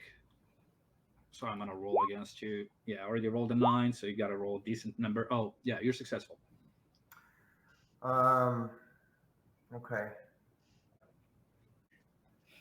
And remind me, he doesn't know who's talking, right? No, he doesn't. Unless if you want to make your sound like in his mind like yours.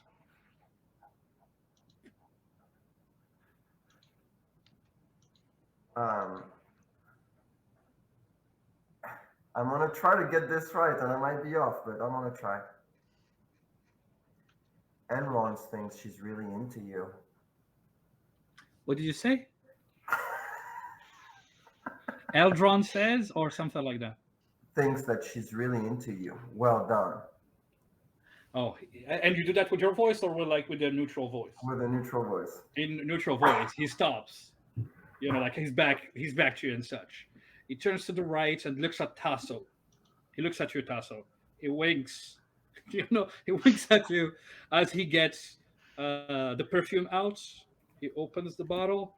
He puts his hand like this. He puts a little bit, and he's like, he puts a little bit of the perfume on his finger, sniffs it, and then he walks away. Anyway, like I guess I'm like, huh? Look on my face. you're like what the fuck just happened? And then he just walks away. All right, so guys, I'm assuming you're gonna go to sleep, right? Unless if there is something else you want to I do. want to, as I get up, I'm like, I'd like to say that he's a great defender. And Oh, then you I tell walk that away. to the rest Yeah. of the team. Mhm. I wanna put a rune. No. No, but are you gonna go to sleep and do that? Because you remember you could do it as a rest. Yeah. Yes, it's true. No, I can do that. You're right. Yeah. Yeah. Look Yeah. at your Yeah, shit you're right. before, You're right. You're right. or even right now. Look at it. Yeah. Mm. So if there is something, if that's what you're gonna do, rest and do that. That's fine. We can do the rolls Yeah. afterwards. Yeah. Sure. Faye, are you gonna also rest as well? Yeah, I'm going to bed. Okay. Aieli, same thing. Mhm. Soul. The same Okay. thing. It's just that I'm gonna give Faye his book back and say thanks. His book back. Okay. So just send it in the chat so Osama can take back his book. All right. So guys, let's go on a 10 minutes break, 10, 15 minutes break, and then we'll do the second half. Okay. Just remember we started later, so gonna be a little later to end this session. So let's take a break, 5 to 10 minutes. Yeah. Sure. See you.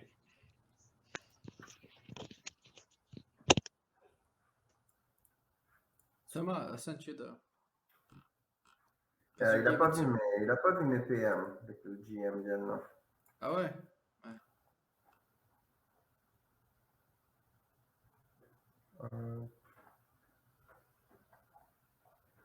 Book.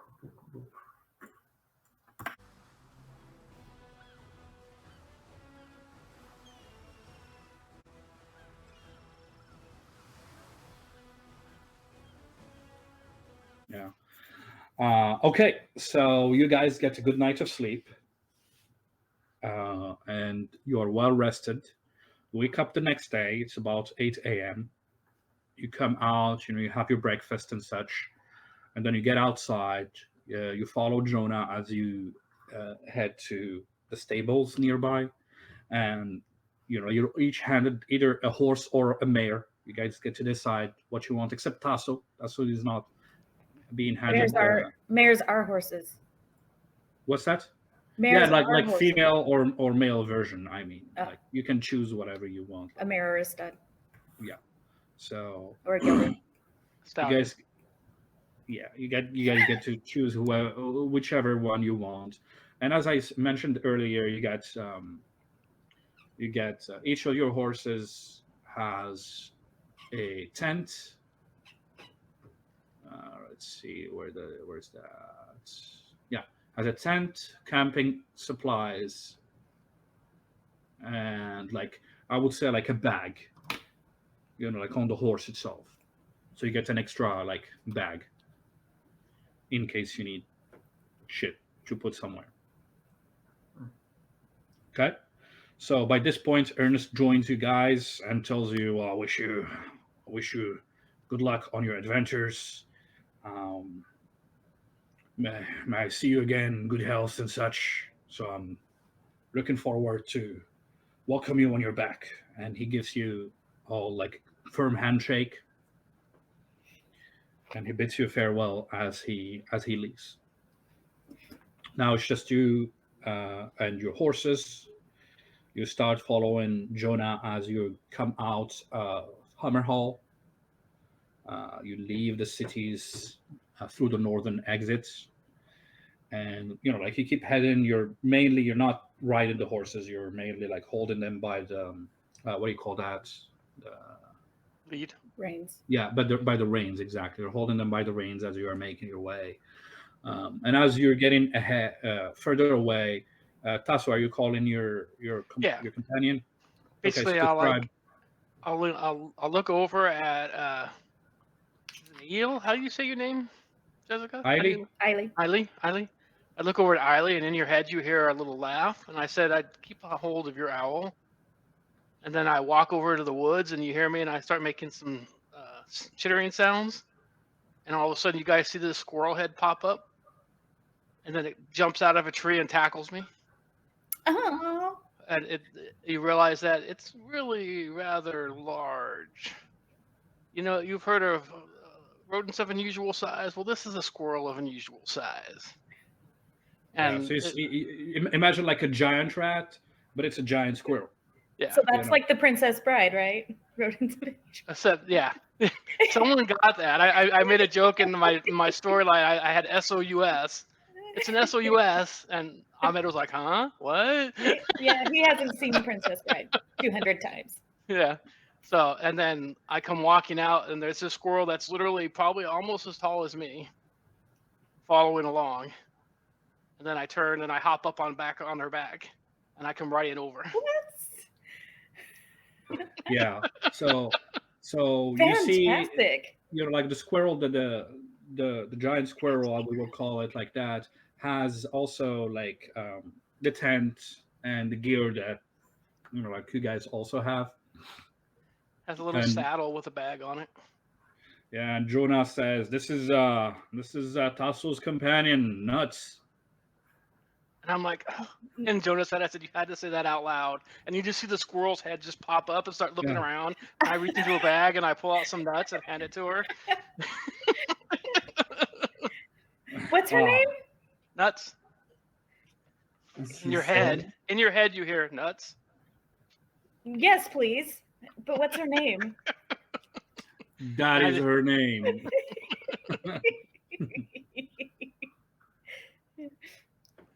You were saying something, Osama, or no? Saying she's saying. Is she what? Is she I don't tame? think they heard you. Can you say it again? She's saying. Can you guys not hear me? No, yeah, we hear you. At least I hear you. Did I heard hear you. I him? just didn't hear what you said before. Oh, okay. Yeah, Now you heard him. Yeah. Yeah. Okay. So at that point, once we have all the mounts and such, you guys head out north and you start traveling. So the first day goes completely fine. You guys stop, get some food from your traveler's food. Don't decrease your food yet. Excuse me. So you guys got that, and then can I do? Yes, you can, Jess. You want to do it? Yes, please. Okay. Do I have So my go ahead and do that. Do your roll. Okay. It's just magic, right? Yeah, look it up and then tell me. 22. Yeah, that didn't work out. I rolled an 18 plus 10, that's 28. So you try, you've been like holding on its head to try to get in there, but you were unable to do so. You can try again, but that costs you 10 MP or whatever cost it is. I'll try again later. Maybe he's just nervous right now. Okay, so you got a heal, right? Yeah, I have a gelding. Gotcha. All right, so you guys stopped at lunch. You had your first, you had your lunch through your traveler's food. Don't decrease that traveler's food because it's going to be replenished once you hit the inn for the night. So you had your lunch, you had a little break. I'm just going to pass the time unless you guys stop me. And then after that, by nightfall, well, actually, hold on. I'm not going to do it like this because it's going to be 10 days. So for 10 days, you guys travel. You're traveling, you're heading north. You're going from large settlements, towns, small villages, and such, but you're heading north. You've stopped at multiple inns, and at each point, like just summarize, I would say that you have asked about the group of Golden Gauntlet Alliance, and at each of those points, you heard pretty much the innkeeper or a server say, "Yeah, no, I remember they were traveling this way and they were heading north." So it seems that they went through this trail. They followed this trail, that they stopped at those locations and such. It seems like everything fits. Is there any questions you want to ask? Just in case you want to interrogate them during those 10 days. No. No. Okay, that's fine.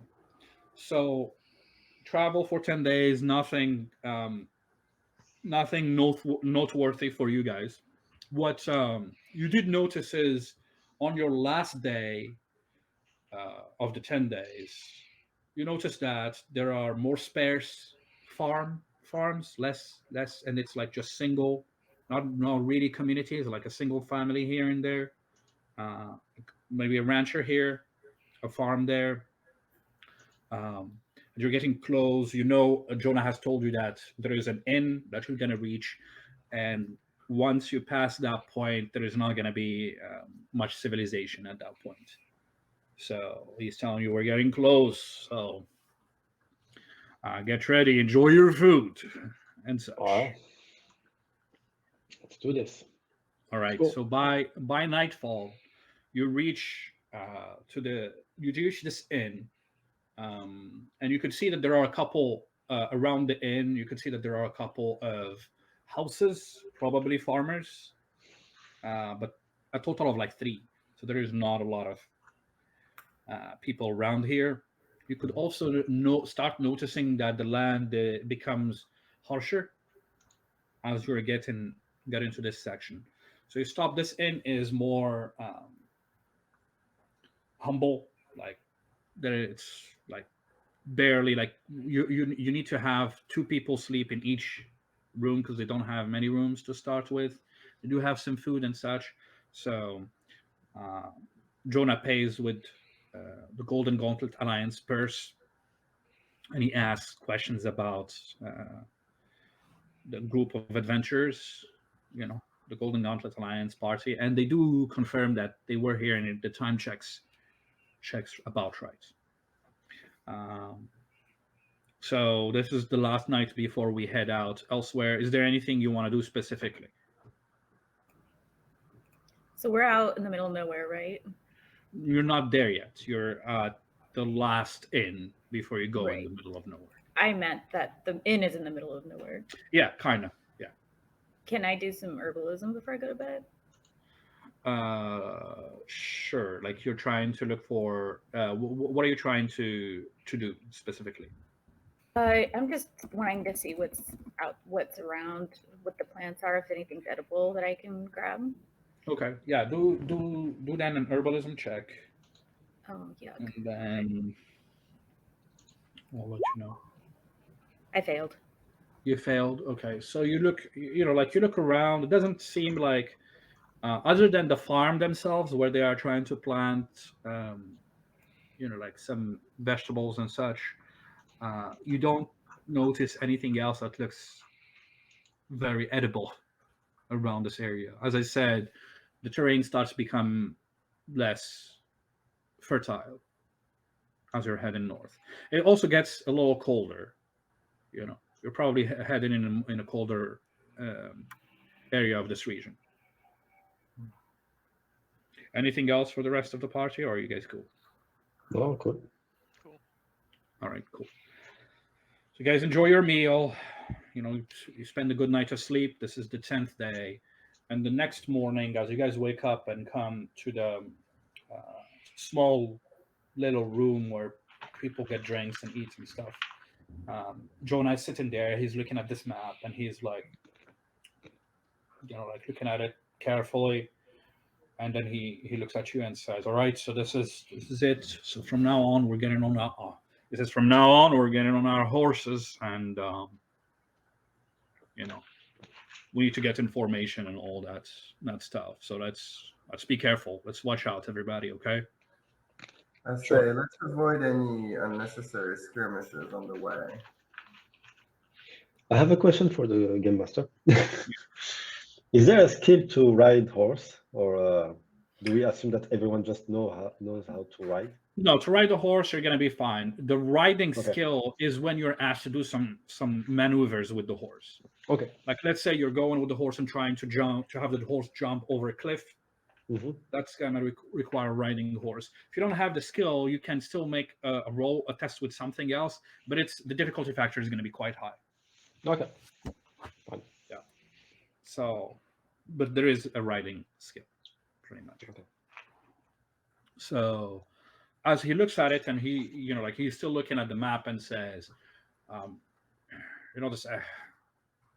He says, so the group we are looking for is the 14 Golden Gauntlet Alliance. Lady Xena, Brother Sildar, and the 12 other members. My understanding is that the camp should have Carol Tabor, the merchant. There should be about 20 foresters, people who work the woods and trees and such. There should be also about 4 gatherers, 3 hunters, and 4 individuals in charge of transportations and logistics. So it's a community of, what's that, like 35 plus 7, that's 42 plus 4, 46. Should be about 46 individuals. So when do you want to start tracking? I don't think we'll be able to track right here, but probably as we get there if we don't find them. Okay. Make sense? Yes. All right. Well, I think it's time for us to head out. So let's just be careful. And as you guys leave, please position your characters on this map, how you would move in formation. And assuming you move up, you move north, position yourselves. And I'm going to put Joe, no, there you go. Faye. Okay, so we're assuming you're going north, right? That's what the assumption is. Okay, cool. So, Aieli, you're staying a little bit on the side of where Soul is, right? Yeah. Okay. It's unfortunate that I asked you guys to do it like this, because I'm going to ask you to do it again. Because as you guys head out, you start going in a more of a harsher landscape, as I mentioned earlier. So you can move again your characters and how you're positioning yourselves as you're heading north. And this is still a forest? No, it's not a forest. You haven't been in a forest this whole time. Okay.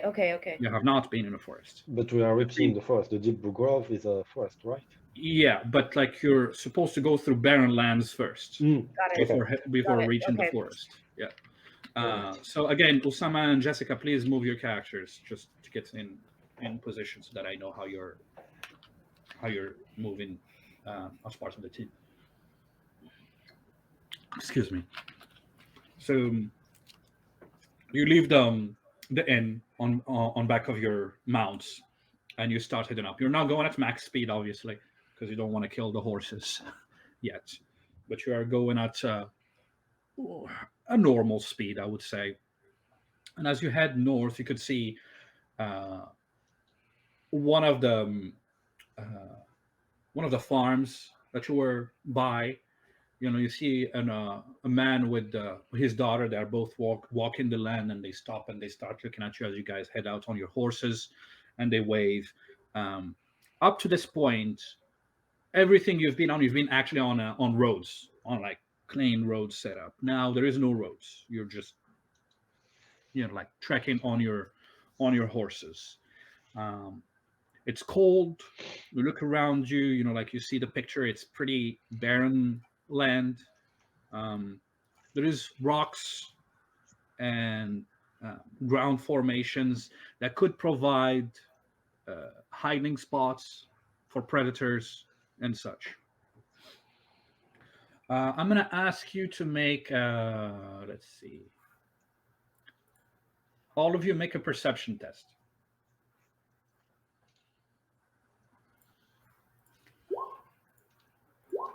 And I'm gonna do this. Okay, so once everybody has done their perception test, I'm gonna ask you to tell me what's your total score, starting with Tasso. 31. Okay, Faye. I have a question for you. The distance between the folks in the party, it's how far is it? Just about. I'm assuming you're like next to. So, for example, Like Saul, like this. Saul, and what's his name, and Jonah. Like it's just one above the other. Like there is no like it's melee ish. Between you and Gallean, like if you get ambushed, you could decide if you're gonna be too far away or not. But it Well, doesn't matter. What's let me ask you differently. Between Aieli and I, is there more than 6 meters? 2, 4, 6, 8. I would say that's 8 meters. Okay. So then my result is 32. Okay, so you got a 32. Oh, I see. Gallean, what's your result? Your total? -2. 17. 17. Okay. Aieli? 34. 34. Saul? 25. 25. Okay, cool. So whoever rolled over 29, which is quite, 3 of you, I think, you do notice that, there is stuff moving around you. Like there is stuff moving around you. As a matter of fact, Tasso at some point, like as you're riding, you do see from far away, you see like a small silhouette of a creature, and it kind of looks like a goblin, but it was moving towards you, but then it moved the other way around. Like it probably saw like a group of people on horses, and it didn't look like it wanted anything to do with that. I tell Aieli Jonah. and what's that? I tell Jonah. You tell him. Go ahead. Role play it as you guys are going. I use silent, and I tell him, I think I just saw a goblin off in the distance. It turned to avoid us, but they're in the area. Yes, as you guys are on the horses, he says, "Yes, I'm pretty sure that there are such things around us as goblins and such, but just stay grouped. I think we're gonna be fine." No worries. And Aieli, you saw some things in the air fly, like many of them. It could be like just crows flying far away, like you saw many of them, or maybe vultures, something like that. And Faye, you keep hearing like something slithering between the the rocks, probably snakes or such. Gotcha. But yeah, you're noticing like there is other shit in here. It's barren, but like there are creatures living around this area. So you do stop. So I need to figure out, just so you know, guys, if I'm assuming you're having 2 meals a day, right? You can decide to only have 1 meal a day, but you're gonna have to do a constitution or endurance test to see if you're gonna get exhausted. Just so you know, if you have 2 meals, you don't make anything. If you have just 1 meal, you do exhaustion. If you have no meal, it's gonna be exhaustion it's gonna be difficult. So around lunchtime, you guys stop. Jonah makes everybody stop, and says, "Let's take a break here," and like you start getting in a position to like start eating and such. You get a pretty decent spot around where you have like good vision on what's around you and such. But you're also like visible as well. So during this break, is there anything you guys want to do, or chat about, or anything like that, or you're just good?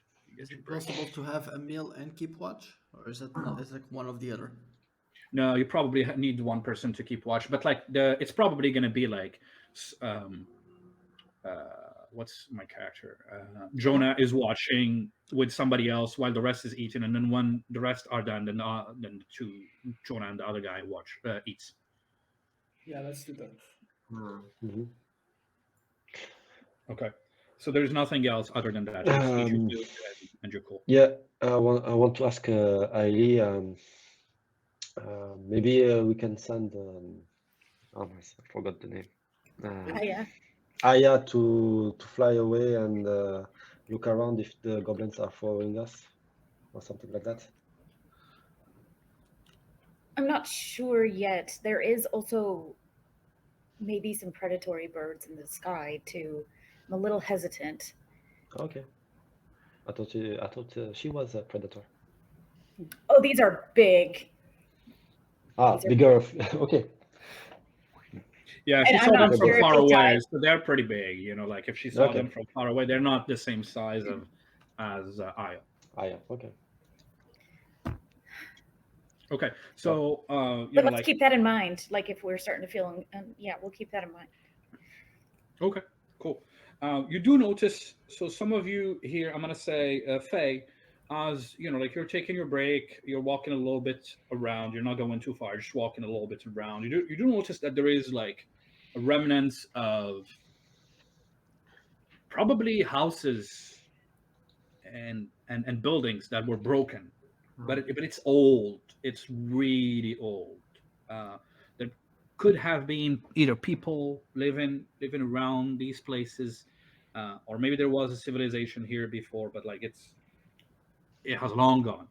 But you do find some leftover like broken walls. Yeah, just a broken half broken wall still remaining in the middle of nowhere. Ruins, yeah. Yeah, or something like that. So I want to ask you, we're traveling on like what would be the main path to go yeah, through this, right? there is no main path. You're just going, like, imagine you're going on a plane and there is no roads. You Okay. just go in. You're trying to use like follow the train that's the flattest for your horses, and such. But there is no main path. Okay. Can I look around for tracks? Um, you can. It's gonna be very difficult. Okay. I don't know what you're trying to look for specifically, but like it's gonna be difficult in this type of terrain. Okay. Is there anything specific you're trying to look at, To or what? see if there's been passage recently around here. Yeah, you could try a test. I'm gonna say it's gonna probably be tracking with disadvantage. I'll try. Not losing anything.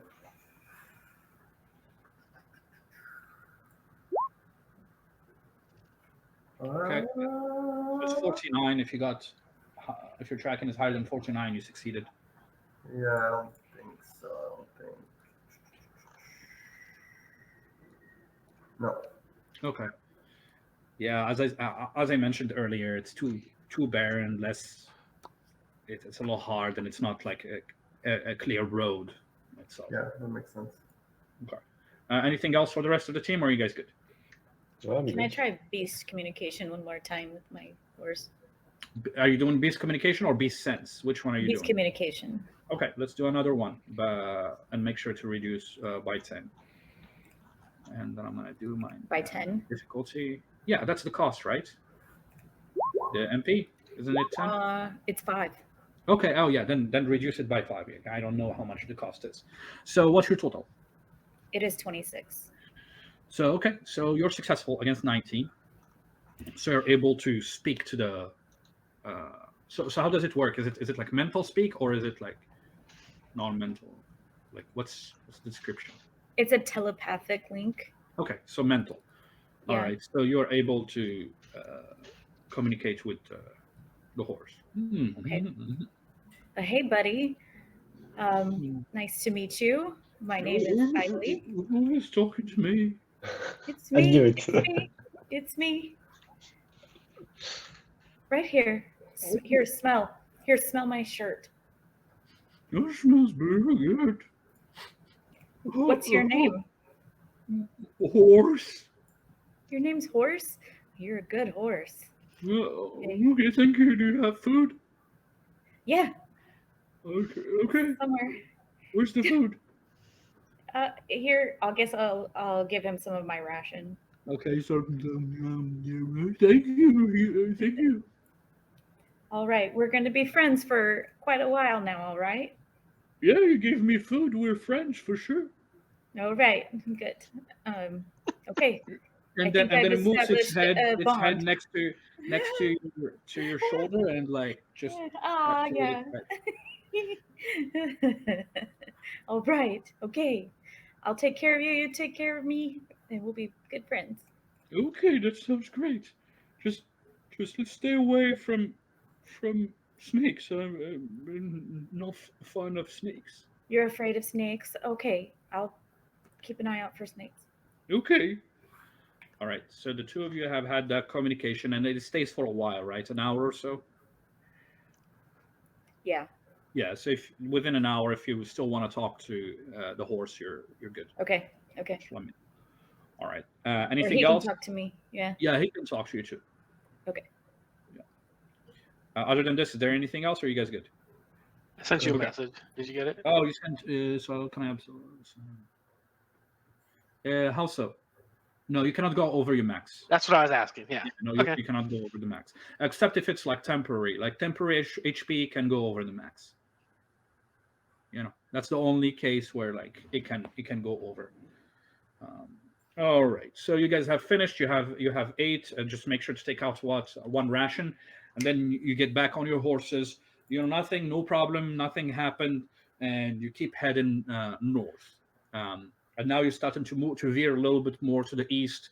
Um, Again, you ride north, and you do notice that it's getting cold. You could see like some clouds further ahead, further east, um, and by about 7 p.m., as night is falling, it started falling. Um, Jonah is like, "Okay, I think we need to make camp around here." He says, "We gotta make camp, have the horses rest, have us take a break, and like make sure that we are rested and ready for tomorrow." Ahmed, I actually moved my potions during the break. Is that okay? Yeah, that's fine. Okay. Should we set up guard? Oh, we will, Jonas says. And as a matter of fact, we're a group of 6, right? So we could either have one person watch per, like per night watch, and then we switch, or we could do groups of 2. I Well, think it's safer to do groups of 2 in case somebody falls asleep. okay. And I think we should mix it dark vision with someone without dark vision. Do we See. have many people here who can see in the dark? I can help with that, maybe. We can make sure that, as Well, I can. Aieli said. Well, I'm trying to see. We need 3 people who can see in the dark. Yeah, pretty me much, too. I right? can see in the dark. Soul, can you see in the dark? Gallean? No, but I can put a rune on myself to see. Okay, Tasso, can you? All right, so we have only 2 people who can normally do it, and Gallean could use something to help people see in the dark, I guess. Right? Yeah. Okay. Well, we could do that, and that surely works. What I do think is each one of us needs about 8 hours of rest, he says. Yeah. So if we start resting at 8, we should be good by 8 p.m. by 8 a.m. the next day. Mm-hmm. Okay. Right? Yeah. Makes sense. So 3 4-hour shifts. yeah. What's that? What did you say, Tasso? I said 3 4-hour shifts. No, I thought it was 2-hour shifts because we have a group of 3, right? Or was it like 3 hours? Was it 3? I think maybe it was 3 hours or 4 hours. Yeah, you're right. So I think it was more like 4 hours shifts, right? Right. Yeah. So I think we're good. So you guys start planting your tents, setting up the tents. And as you're about and as you're starting to set up your tents, it's starting to become dark. Like actually, night is falling. So I'm gonna ask you to make like a camping test if you have camping test. Whoever has camping or like survival, something like that. I do. Okay. So make a camping test. Fair. Is that a fail? Okay. Is there anybody else with camping or survival? I I made it. got I You had made to it. roll under my percentage, right? Yes, Yeah. you have to roll under the percentage. All right. So, Saul, you're trying to get shit set up, but it's like taking you a while. And then Tasso moves in pretty quickly to help you, and then you guys are actually set up before, like right before nightfall. The night falls. You already have a campfire. You have your tents around set up and such. The food, you're sitting there, you're eating your food. So just make sure to take out another ration as you are eating. Is there anything you want to discuss as you are sitting there, like by the fire? It's cold, just so you know, it's Yeah. pretty cold at night. Just by the way, guys, if we find anything, I am able to cook. Oh, okay. That's good to know. Say we run into some wood elves. Aieli, what do you think? How do you think we should approach it? Well, first, as I said, you aren't going to see them, but if you do, um, So do they shoot first and ask questions later? yes, they stay hidden. They're very stealthy. They stay hidden. They're going to probably watch us for quite a while to see what our intentions are. Um, so it's best to be gentle with our surroundings, mindful of plants and animals. Okay. Well, I don't see no woods around us right now, so I think we should be fine. Do they come out of the woods Only often? if they're tracking, or if they're trying to collect information, but they don't want to be seen. So they would send their, if anyone goes out, it's going to be a very trained scout.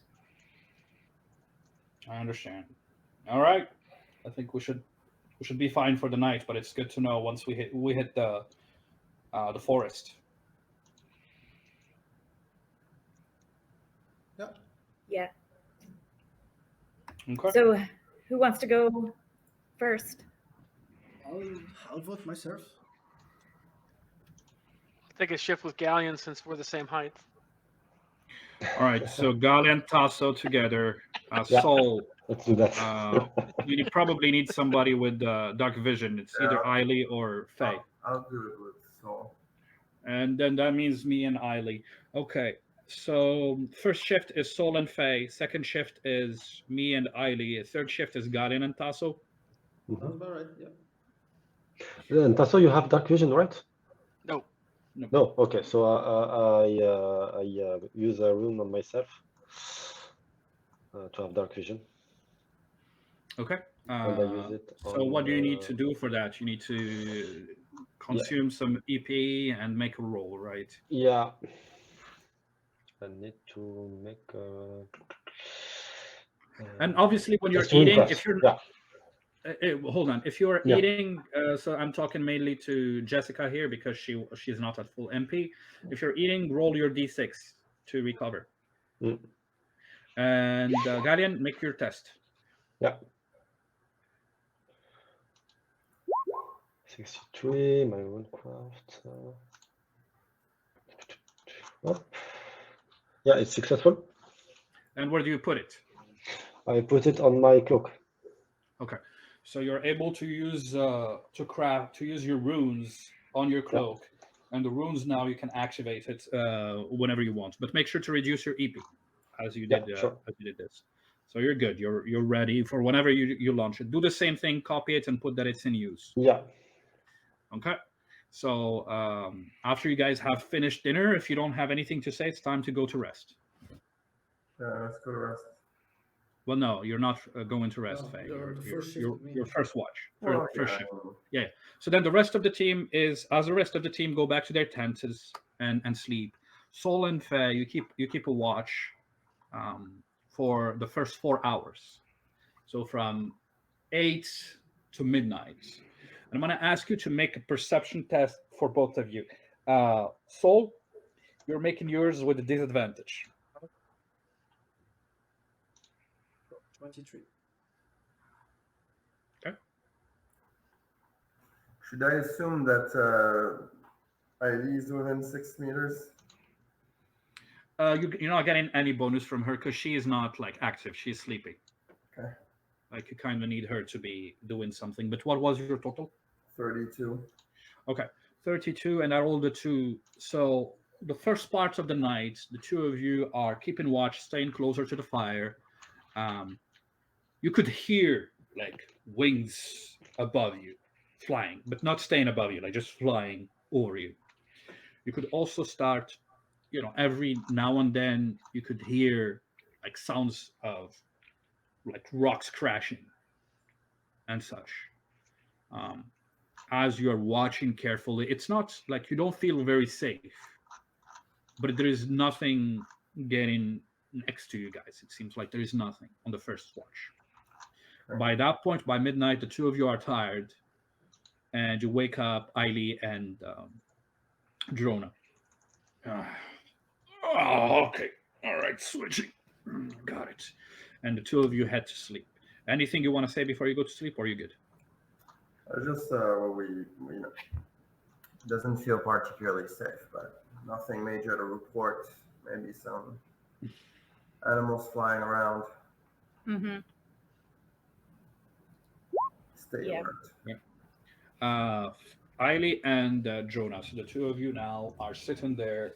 Like Jonah is sitting close to the fire. He's actually standing by the fire, has his sword drawn. Like on the ground as he's holding his shield, and he's just standing. He's looking at the horizon. Obviously, he doesn't have dark vision, but he's just looking at the dark in there, and he says, "It's there's something about the dark. Don't you think so?" He looks at you, Aieli, as he says that. Always feels that instinctually there is something that makes people afraid of it. As I'm kind of creeping toward the edge of where the light is, I know that it's cold, but I'm trying to stay away out of the light as much as possible. I just say, I've always wondered what it's like for a human when they see darkness. I think it's different. It's the unknown. It's scary because the imagination can make us assume a lot of things. And as he stands there, he say, "Look at that, for example." He points further ahead. You say, "Can you see what's in there?" Yes. And with your dark vision, you're able to. He says, "What about a little further than that? A little further than that point? Can you see what's in there?" It's very gray. What about at the extreme edge? Like, how far could you see still? I can't see that far. He's like, "But what if, like, right there, right now, right there, at that very moment?" And he gets closer to you and he says, "What if at that very moment, over there's a monster or a horde of monsters just waiting for us to sleep, waiting for us to be tired, to attack us and rip us all apart? How does that make you feel?" That's how I feel. It's like death. I That's how wasn't we scared humans. before, but now I am. He's like, "That's how we humans feel." And he looks at it and he says, "That is why we need. This world needs heroes. This world needs true power. This world needs virtue to stand up to the darkness." And he walks back to the fire and keeps careful watch at the dark. And I'm going to ask you guys to make a perception test. Got it. That would actually be you, Ahmed, making one. Yeah, I know. I'm going to do it. I know. You guys. Okay. And then I got to roll this. Okay. All right. So the two of you keep watch You do start hearing howling of wolves Mhm. as you are keeping watch in there. But you do hear like some the sound of like rocks falling or like rocks crashing or something like that um, during this time. And by that point, the two of you are tired, and you're just like, "Oh, I'm glad that nothing bad happened to Aieli. Yeah. Let's go. Let's wake them up." Okay. So the two of you wake up Tasso and Gallean, right? Yeah. So, And I activate my rune, yeah. so Aieli, when you see Jonah go over to wake me up, he opens the tent, and inside it you see the squirrel wrapped around a halfling. And I got like the tail over my head, Mhm. and I'm like, oh. I get up and I basically unwrap myself from the tail, and you see the squirrel kind of like tries to grab me, but I dodge it out, and then I come out. So nothing much to report, just some animals and also maybe a rock slide happened. Okay. Yeah. Okay. So Jessica, Aieli, and Jonah both go to sleep as Gallean and Tasso. Tasso, what do you do? Are you just watching by the fire? That's what you're doing.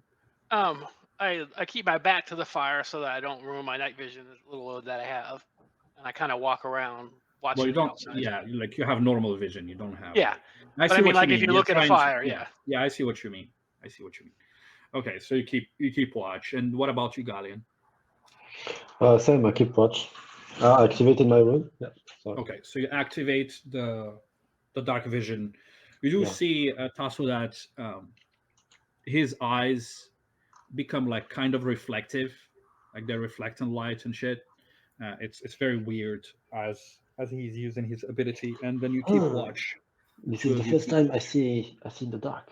That's quite incredible. Oh. Yeah, what you see, just so you know, Gallean, Yeah. um, you see within a certain distance, whatever's in the light, you see it with colors, and anything that's outside of the light that the light doesn't cover, you see it in gray. Okay. And it's like shapes of gray that you see, shades of gray of individual, if you see an individual or such, or like a rock that's completely in gray. So I'm going to ask the two of you to make a perception test, and Tasso, you're rolling with disadvantage.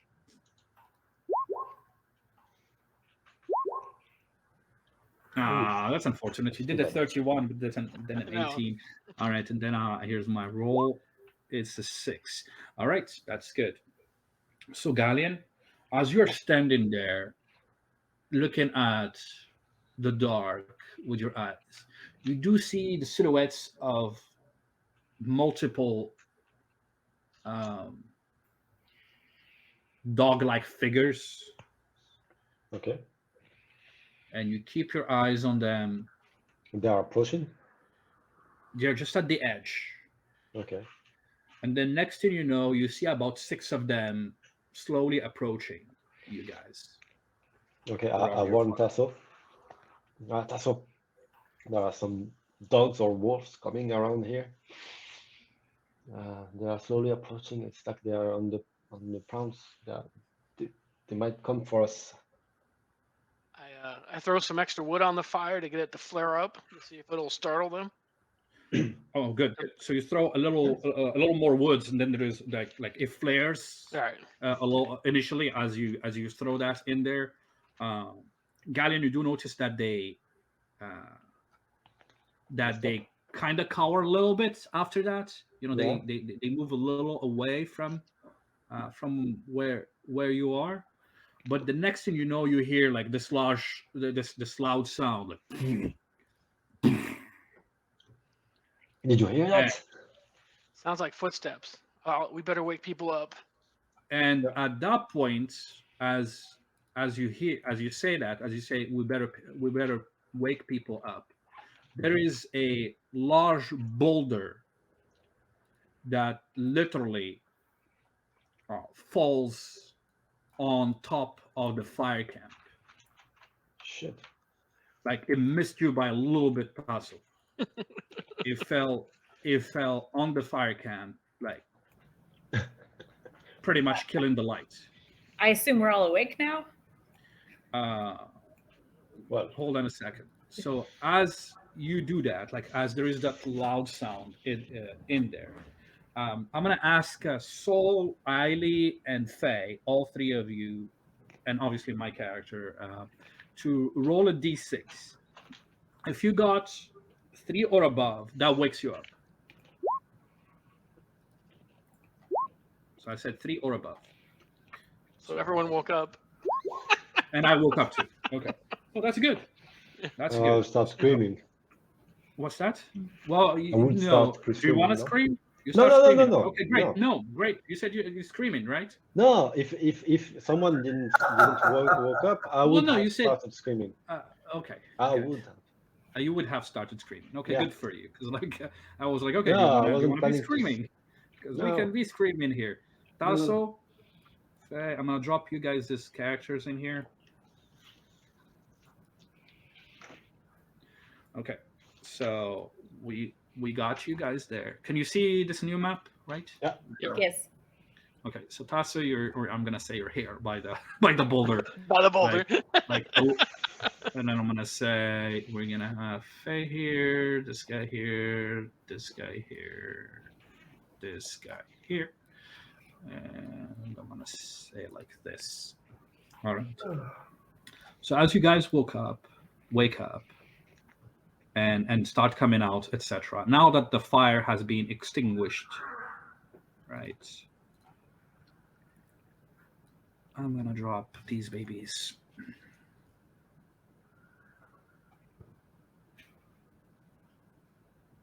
Okay.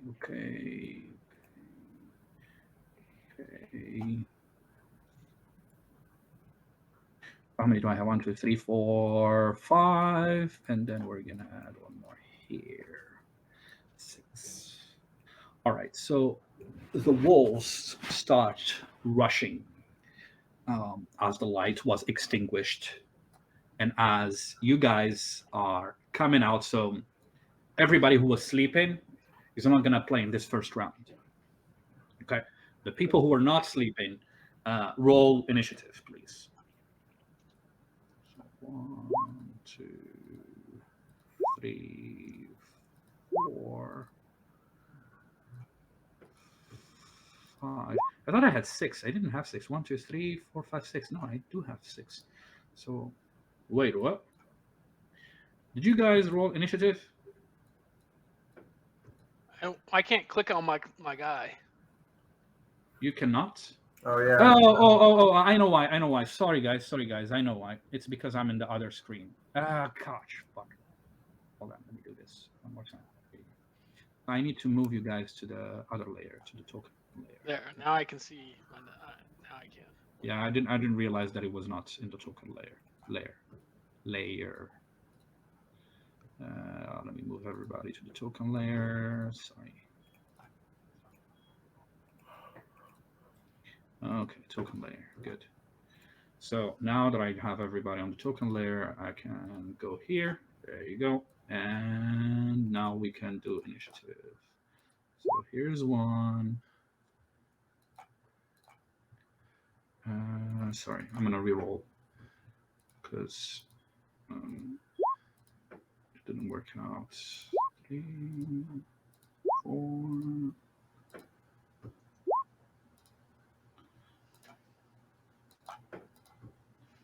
5 and 6. Okay. So Badger and Gallean, I need both of you to roll. Badger, you rolled. Gallean, you didn't roll yet. Ismail?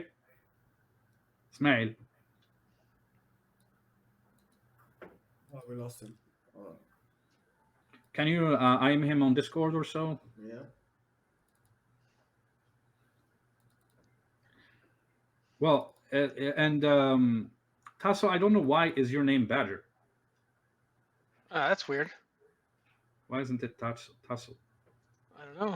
I changed it to Tasso. Yeah. Maybe the icon. Maybe I have to edit the icon. Yeah. Sorry, the icon has the old name. Oh, I see. Yeah, just update it in the icon, and then it should be fine.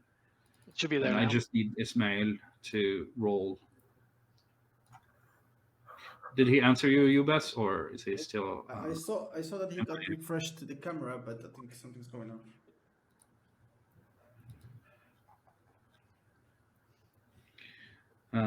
Okay. Well, we got options. We could either wait for him to roll, or I can roll for him. There he is. Hello? I don't know why, but every 5 seconds I keep losing everyone. I don't understand. Yeah, I think you have some issues. I don't know what it is, but like you have some Yeah. issues. Either your internet or your Wi-Fi. You got No, something I on your switched end. to cable, but I think it's my internet that is just shitty. I don't know. Okay. So I need you to click on your character and do a initiative, please. Okay.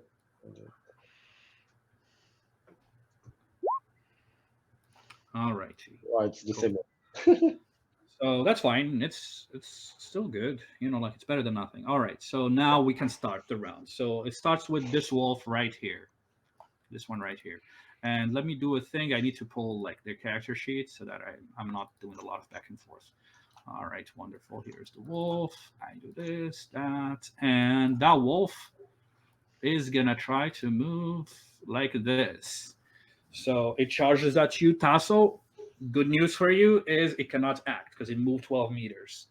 So that's that. Then that ends its turn. Then we move to the next wolf, who is the one by you. You know, so that wolf is gonna try to make an attack at you.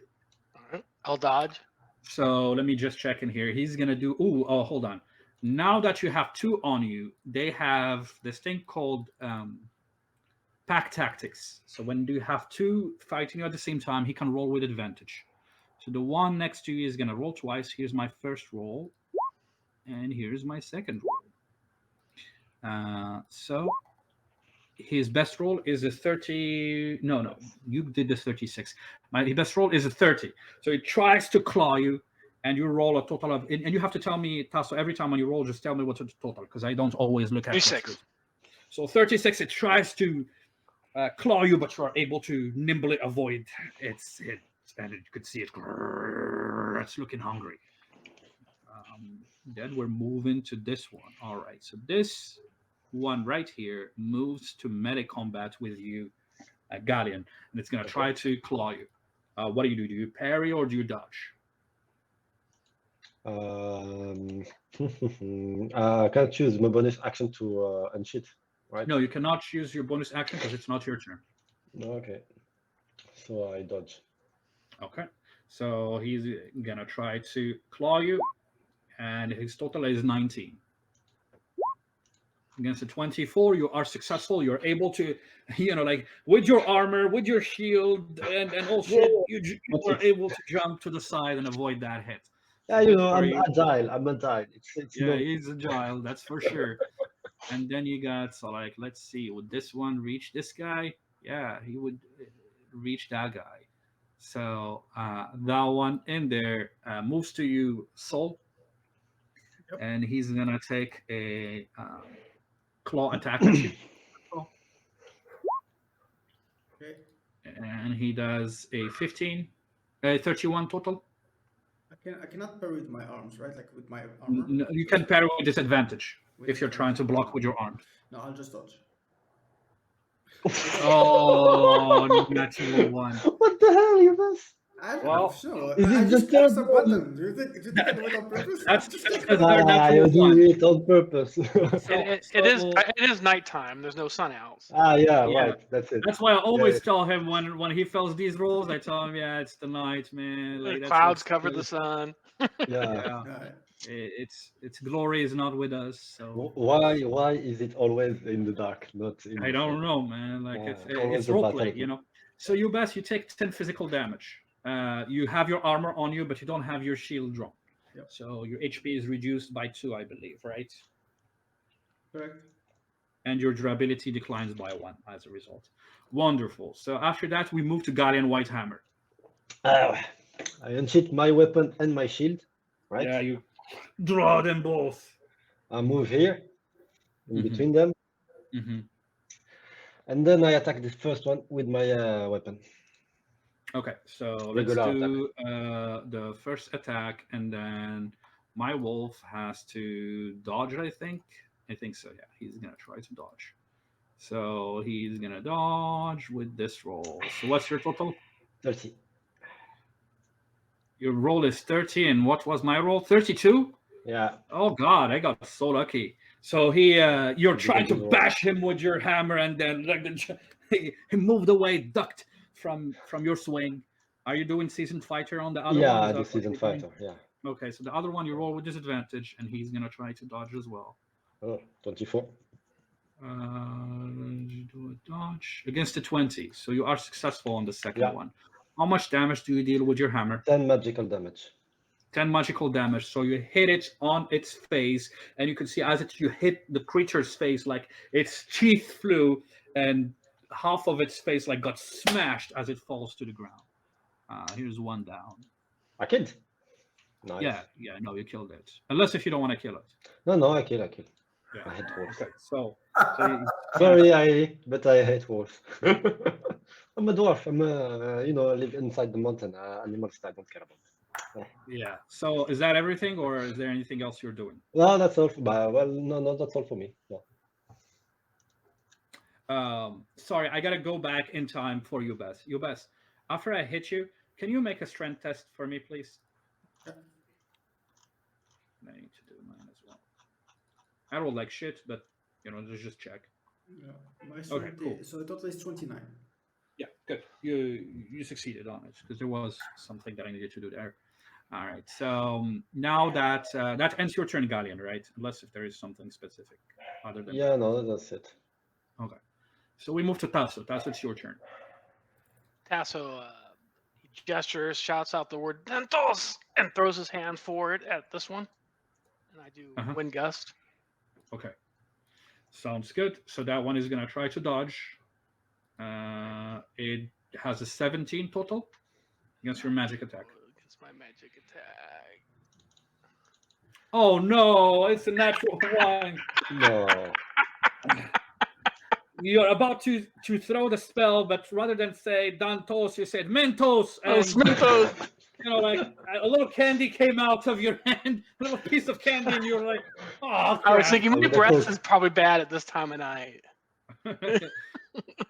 Yeah, I think it's more being startled by that big rock that just fell next Yeah. to you that was about to kill you. I think that's more like it. So what do? You still have bonus action and movement if you want. Well, that was kind of a bummer. It was because I rolled a 17. Like you needed to roll a 2 to be successful. Oh, man. Anything above 2 would have killed that dude. That is funny. I can't believe I rolled a 1 on my very first attack. Yeah. I don't want to. If I move, they get attacks of opportunity, right? Of course, yeah. So I don't want to. I can do that, but Does he use a weapon to do his attack, or it's just magic word? No, he used the spell. Right Oh, now, just a he said, spell. Okay. he said you could see that there was Yeah. aura around him as he points his hand and says Mentos, and then there is a candy that comes out. He's like, oh, fuck. wrong spell. Because that's why if you had a weapon, you would have lost your weapon, and it would be a mess again. No, what's happening right now Yeah. because you rolled a 1, you cannot use the wind gust spell for the next 30 minutes. Someone has said. Okay. I am not going to move because I want to make sure the others have time to prepare. So I'll stay here and be defensive. Okay, My so you bonus just stay action. there and you're Yeah. like being careful. All right, so after that, it's the round is still not over. We got 2 more wolves. So this wolf, well, I probably just won because the other one died. So let me take the other one. So this wolf right here charges you, Smeg. Come with me, bro. Come with me. Yeah. Now, are you parrying or I'm dodging? motherfucking parrying. Parrying? Are you parrying with the hammer or with the shield? With the shield. Are you sure? Wait. Why? Why? Don't you hate it when he does Okay, that? you'll Are see. you sure? You'll see. Okay, Yeah, it you scares trying me with the when you shield. Go said ahead. that. Roll for me one roll to parry, and I'm gonna do two rolls. So like, here's my first. Oh, Oh nice. wow, you rolled a 30. I need a 20. I need a natural 20. Come on, give me a natural 20. Give me a natural 20. Motherfucker, I rolled really high, but still not enough. Okay, 35. 33 plus 1, 32 plus 1, because the other one attacked you. That's 33. Yeah. I'm still below you. You are successful. As he jumps at you from behind, you turn around and you block it with your shield and push him back. That's successful. Now, that ends round 1. I need Aieli, Faye, and Soul now to make your initiative test. Okay. Are we done? Did everybody make their test, or are we still waiting for somebody? No, I No, think we're I waiting. remember. Usama, we're waiting for you. No, No, he did it. I don't 23, see Faye 23. in I here. see. I see it. I I see see it. him too. No, no, I'm saying on like, do you guys see the turn Oh order? yeah, I get a message like last time. It says you wanted to send the result to this roll to the turn tracker, but no valid token was selected. Oh, you didn't click on your token first. Oh, Yeah, you have to didn't click on her, token. Assad. Click on her. Oh. You have to click on her and then roll. Yeah. So what was your first roll that you rolled with her? It was a 23, right? So you got a 23. I mean, sure. Just no, but think about it, Osama. You wanna go last. Why do you want to go first? No, I know. I'm not. Yeah, I really don't care. I'm laughing, but I don't really care. Sure, but like you want to go, your character wants to go last. Like why would you ever want to go first with your character? For me, at least, if I'm playing her. All right, cool. So let's check now. Who is first? Top of round is this wolf right here. Oh yeah. So Tasso, you don't want to run. You don't want to run, Tasso. Huh? Nope. You don't want to run. All right. So you're gonna get attacked twice. So here's not twice, but like advantage. So 29. You gotta do a 29 or higher to avoid this hit. You do a 20 as the creature gets a piece of you. But before we move to the damage, make a strength test. I need you to make a strength test, and then it's gonna make a strength test itself against you. And this one is not with advantages; we're regular rolls. So I rolled a 6 plus what's my stat in there? Sorry, give me a second. 6 plus that's 20. How much is your total? 26. Wonderful, good. So you felt as it clawed you that it was about to like get on top of you and drop you to the ground, but like you were able to push it back, and you take 10 damage. No? 10 physical damage. Yes, you take That'd be 10 minus physical my damage. protection, right? So I'd Yeah, reduce your protection from it, reduce your armor by 1 durability, and then take that result. So how much armor do you have? Is it 2, 2. 3? Okay, 2. so you take 10. Your HP is reduced by 8. Your durability is reduced by 1. Okay, so it got a piece of your blood. It likes it. And moving on to the next one. So the next one is the other wolf on the other side. Now that wolf saw you get attacked. Hey, I want to Yes. use my intrusive action Okay. and move over to here. Yeah. Can you? Is that 10 meters? I don't think so. that's 10 meters. Let me just recheck it. Hold on a second. So you said you do this and this. Yeah, that's 10 meters. Good. Oh. So as you get clawed, Tasso blinks of existence.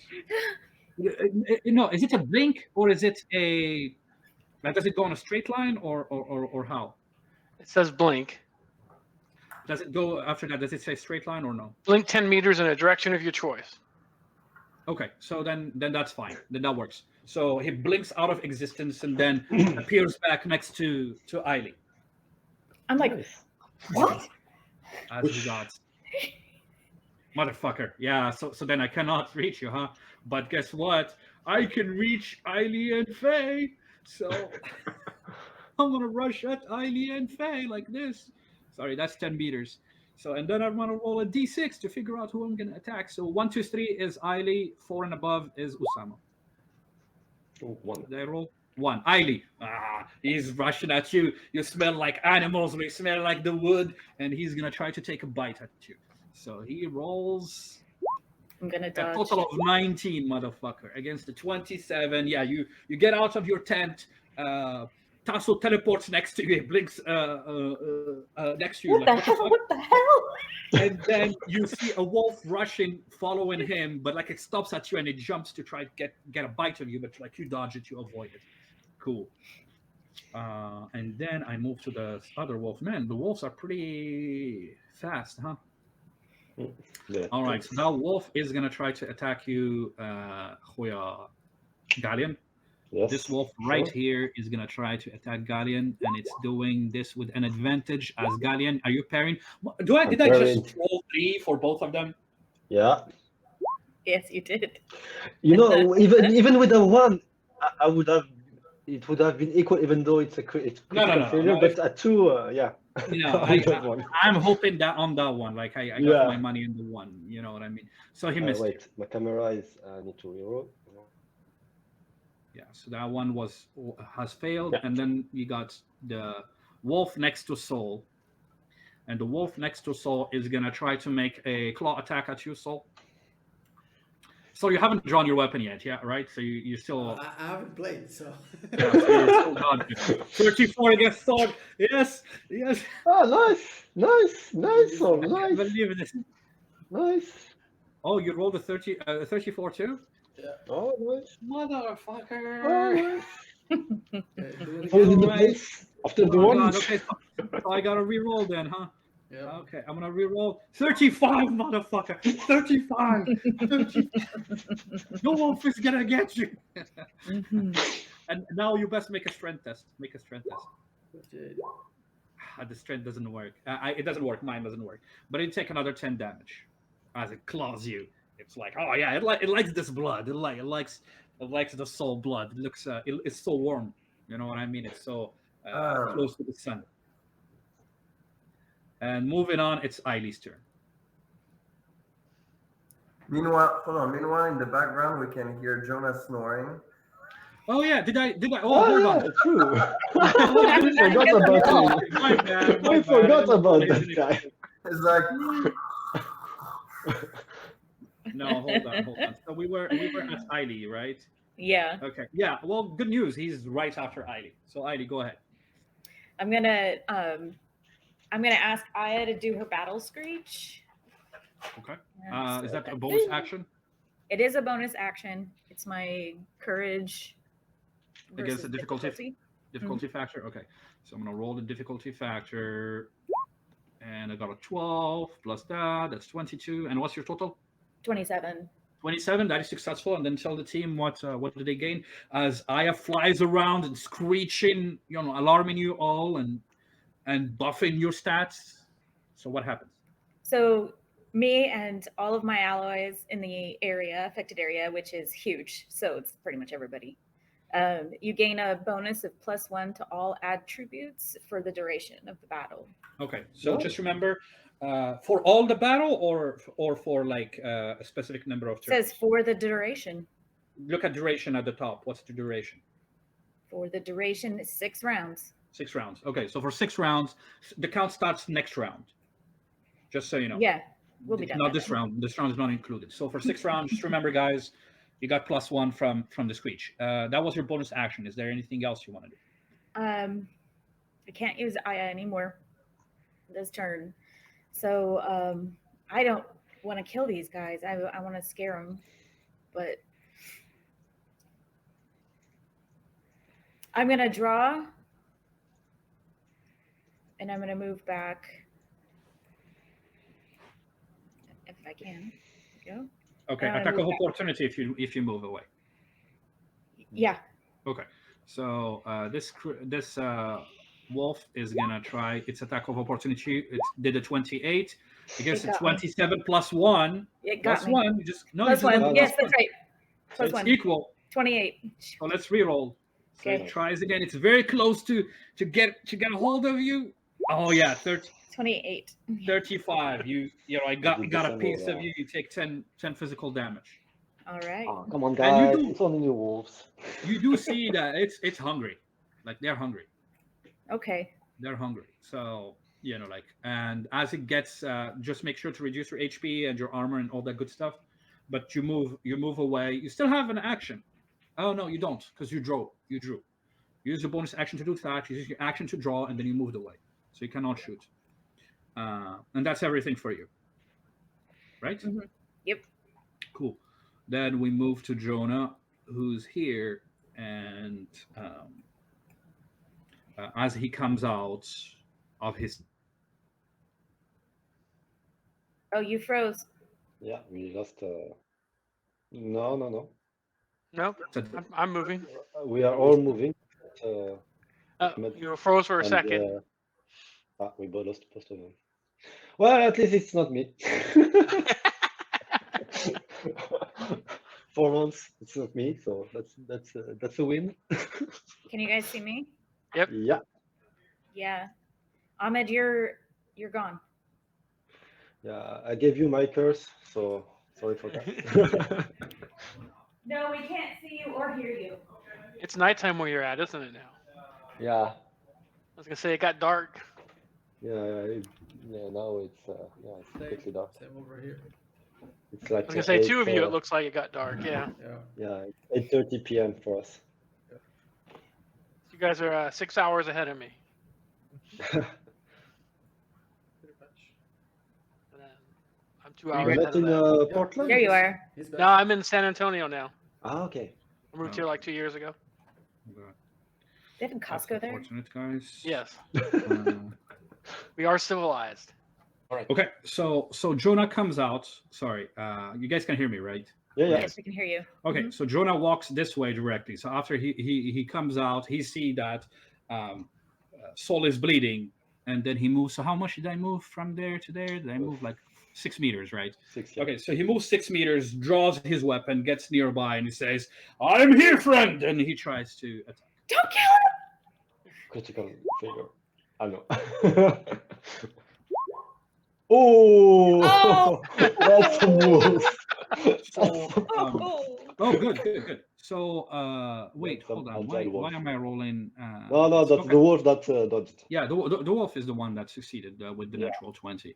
Okay, so after failing that, so use bonus action to do that, to draw the weapon, and then he tries to do an attack. Yeah, that's pretty much it. So he tries to help you there, and I believe that's the end of his turn. Then it's your turn, Soul. I'm wondering why the wolf got a +1 on it. Okay, so as my bonus Yeah. action, I finally draw my mace as well as my shield. Okay. Okay, so you draw your mace and shield. Yeah, so I cannot activate it because it's a bonus action. Mhm. So what I'm gonna do instead, can I position myself like this in order for me, if I push this guy, I will hit this guy. Yeah, but how far do you push? 6 meters. Yeah, it's not gonna hit it because watch this. It has to actually enter the space of the guy. So the of 6 6 meter meters. yeah, so it has to be that's 8 meters. All right, if you want to do that. I understand. No. On that, I will just do double attack. Oh, you do you're doing multi attack. Yep, Okay, yep. cool. Go ahead, multi attack it. So I'll just use what's it called?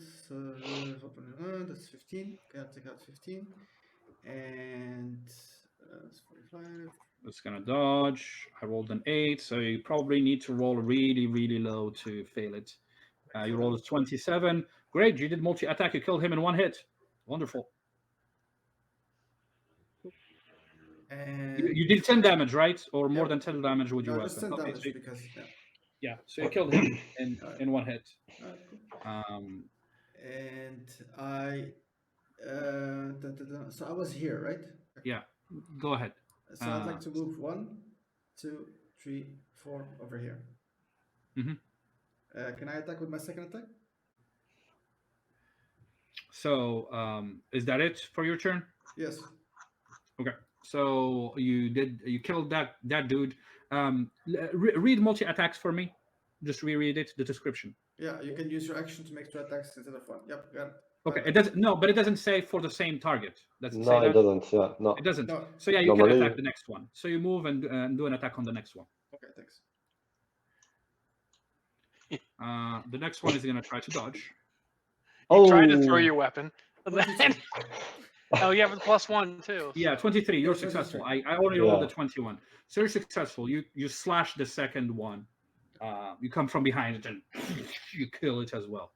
All right. So that's your turn. Who else do we have after that? We have Gallean. Hello, it is me. Yeah. I use. I attack the first one here. This guy. Mhm.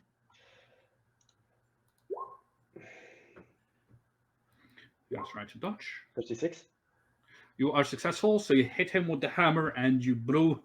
It's like you break its arm and part of its throat.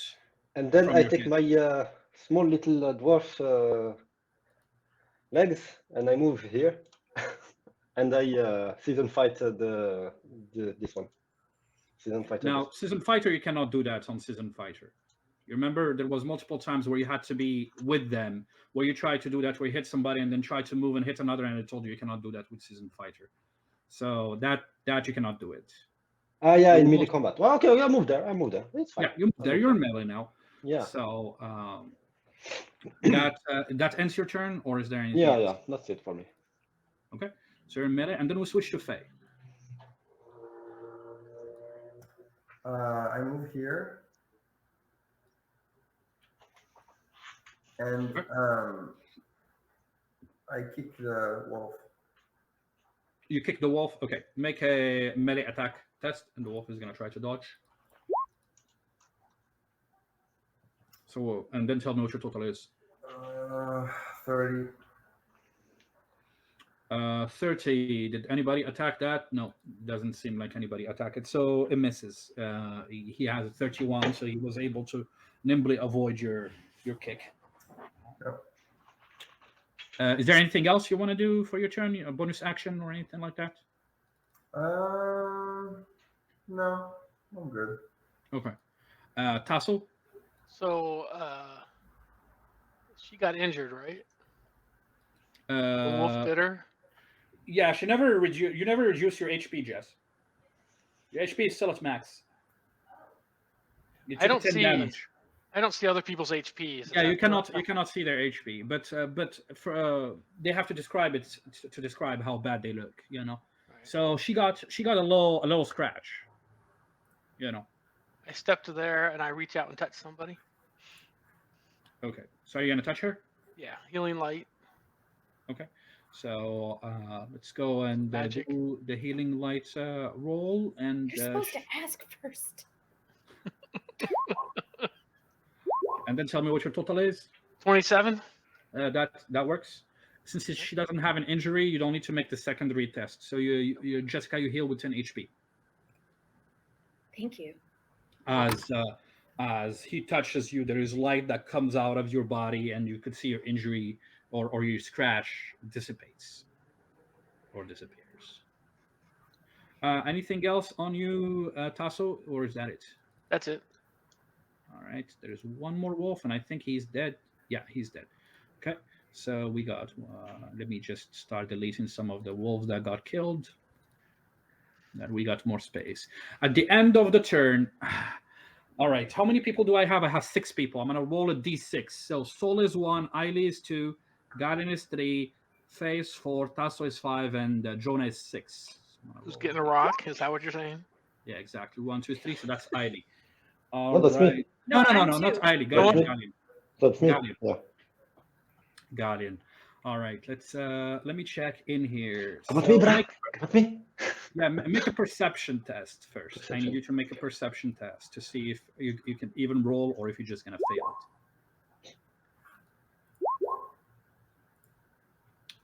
it. What's your total? 22. Oh boy. Okay. So as you stand up, you arrive next to the wolf carrying your hammer.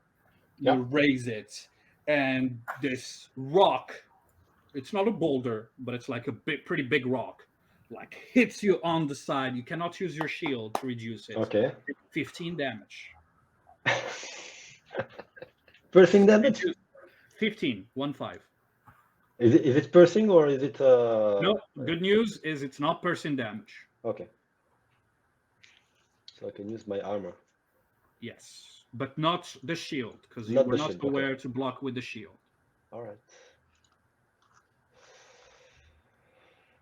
And now you see, south of where you are, a large creature come in. A large creature that looks like a boulder itself, but it's not. It's green skin-y, pretty tall, about 4 meters tall, carrying a club in its left Oh, hand that's a troll. and carrying another pretty big rock as it's walking you, and it's like getting closer. Now let's add this baby here. Turn order, descending, wonderful. Okay, so now we start with this wolf that you are next to, Gallean. Yeah. This is a new round. This is where we start counting the 6 rounds, I think. So he's gonna try to take a bite at you. And I parry. You gotta specify with what, if it's with the With shield or not. the shield, yeah. Always with it. Okay. Yeah. So you're 24. successful. Yeah, it tries to take a bite. You block it with your shield. Next is this other wolf, the one by Faye. So that wolf takes a bite at you, Faye. It's gonna, well, not a bite. It's trying to claw you. Okay. Total of 25 on its attack against its 33. You are able to elegantly avoid its hit as it's trying to like hit you. Okay, and it's Ailey's turn. Oh, shit. I'm gonna send Aya to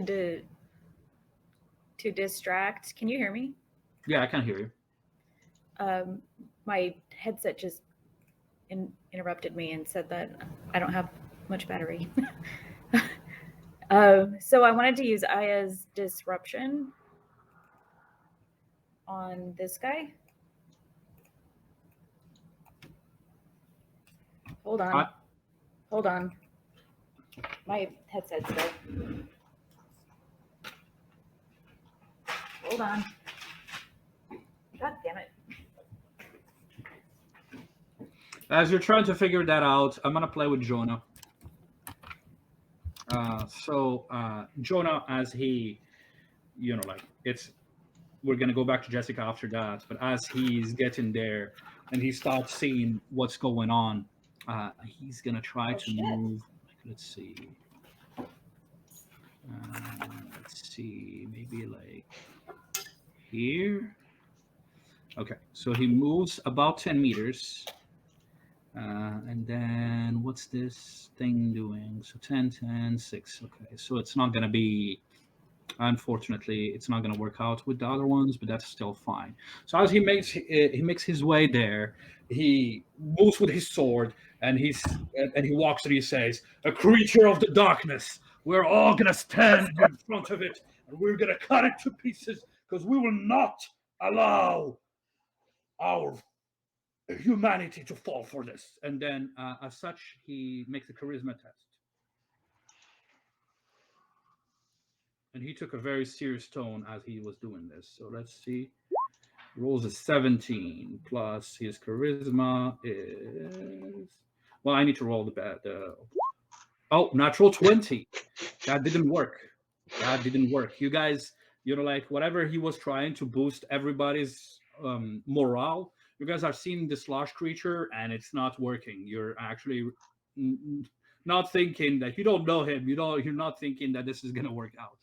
So anyway, he tried to buff everybody, but didn't work out. I whisper to myself, pathetic. Yes. And then after that, so he still has a bonus action, I think, right? Before using his bonus action, he says, Soul, he says, Soul, Gallean, to me. And then he raises his shield in front of him and he takes a stance. And I need, what do I need to do that? There. So, yeah, no, I don't need to make. Yeah, I don't need to make a test for this one. So I just decrease. Okay, so he's raising his shield as he's standing his ground there. That's what he says. And that's the end of his turn. We move to Aieli. Jessica. Yeah, you're muted. Yep. So what do you do? Eye's disruption. Okay, so how does that work? So it's instantaneous action, and there's no rolls. Yeah, but that is done when somebody attacks. When somebody attacks? Well, read it, right? Yeah. It says next offensive action. Let me see.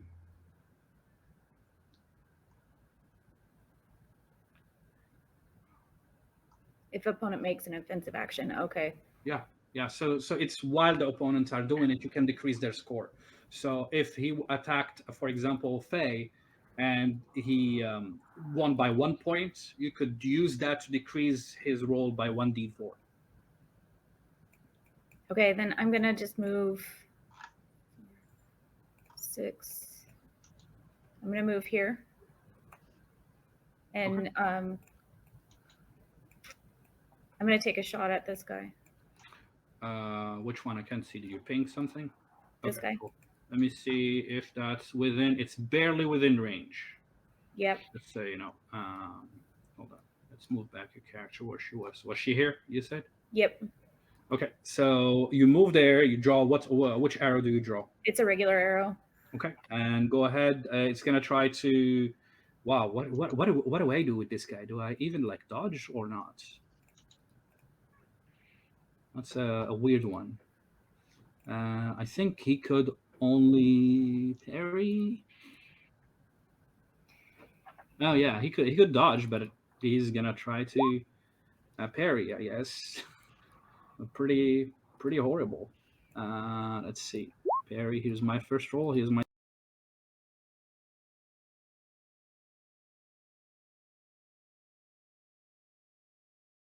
You shoot. You get in position. You shoot with your arrow. How much damage do you deal? This is 10. That one is 10. Right. Okay, so his HP is reduced by 10. Your arrow like gets inside of his body and he feels like almost nothing.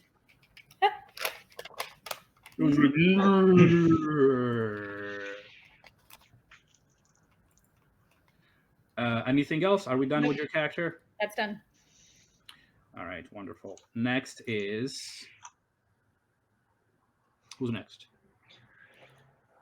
Jonah has played. No, he played. Ah, he played. Okay. Right. It's Faye.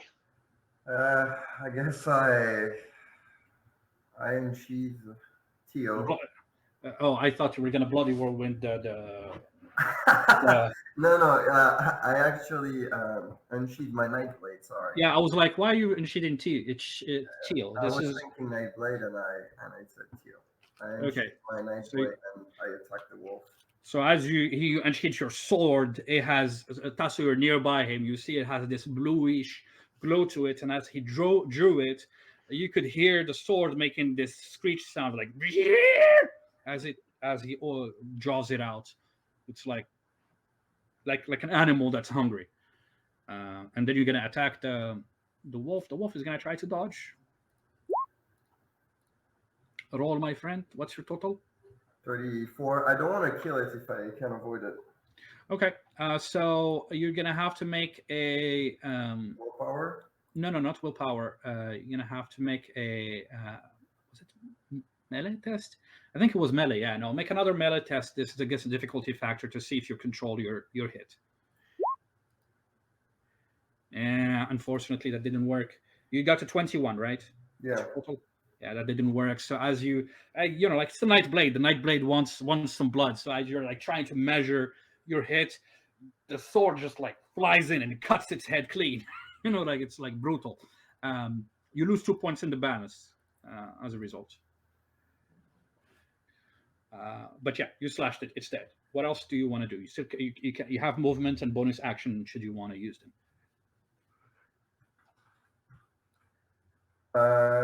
Yes, I will. I will move 1, 2, 3, 4. I'll move here. Okay. And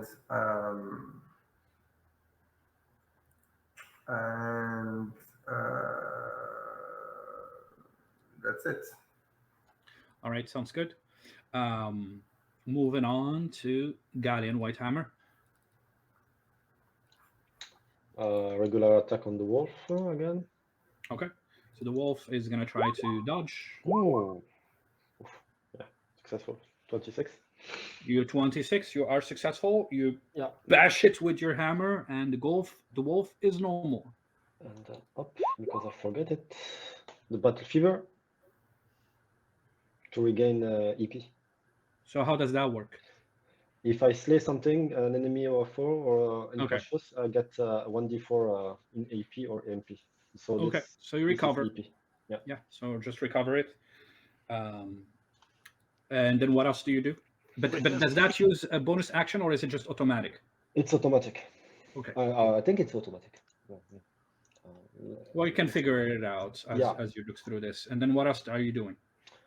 I move closer to Jonas. Okay. Stand next to So him. move your character next to him. So now you're next to Jonah, right? So as you stand next to him, roll a d4.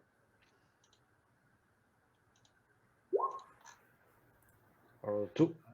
You gain a bonus of +2 to your dodge and parry tests as long as you're standing next to him. Like he's raising his shield, he's gonna cover you if you're standing adjacent to him. Right. So just remember, now you got +3 between Aieli's plus and his shield. But it's just defensive, right? You said parry. Yeah, just dodge and parry more specifically. Okay. It doesn't give you a bonus for magic defense. It's just dodge and parry. Okay. Okay. So that ends your turn, I'm assuming, right? Sol.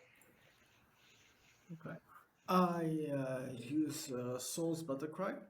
As I say, okay, this is what I'm gonna say. My comrades, it's us against one. We will overcome this as we overcome every obstacle that we had. And I just use Soul Battlecry. Okay. What's the area of effect? 30. Let me check. Yeah, just read it for me so that I know how who's covered by your screen. It's 20 meters. 20 meters, area of 20 meters? Yeah, it says range 20 meters. Okay, I probably have to rework it and to say, because it doesn't say specifically, but I'm going to say everybody's going to be impacted by it. So make your test. So what is it? A charisma, I think, or so? It's willpower versus willpower against the difficulty factor. Yeah. Okay, so the difficulty factor is going to be more like this. Yeah. All right, what's your total? Checking quickly. Willpower 16, 23. No, 20. Yeah, 7 plus 16. Plus 1. Yeah. Plus 1. Plus 1. How much? 24. 24. 24. That is successful.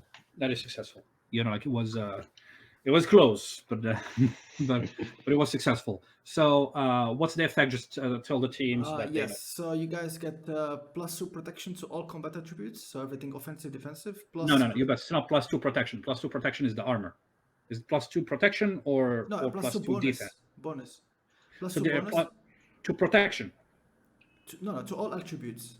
And to no protection, because you said protection. That's why I was like, is it protection or not? Yeah, because it's both. So +2 attributes to all attributes and to protection. Okay, so you get both. Yes. All attributes and protection. Yes. Attributes or combat attributes. Combat attributes. Well, it's not all attributes. Okay, be specific. That people. To all combat attributes and to protection. For how long? For one. Until the end of the next round. So not this round, the one after. Mm-hmm. Okay, you guys got it? Yeah. Okay. So as he screams, he gets everybody excited to like fight the good fight, and you believe he's right. You just eliminated the wolves. It's only one guy that's left.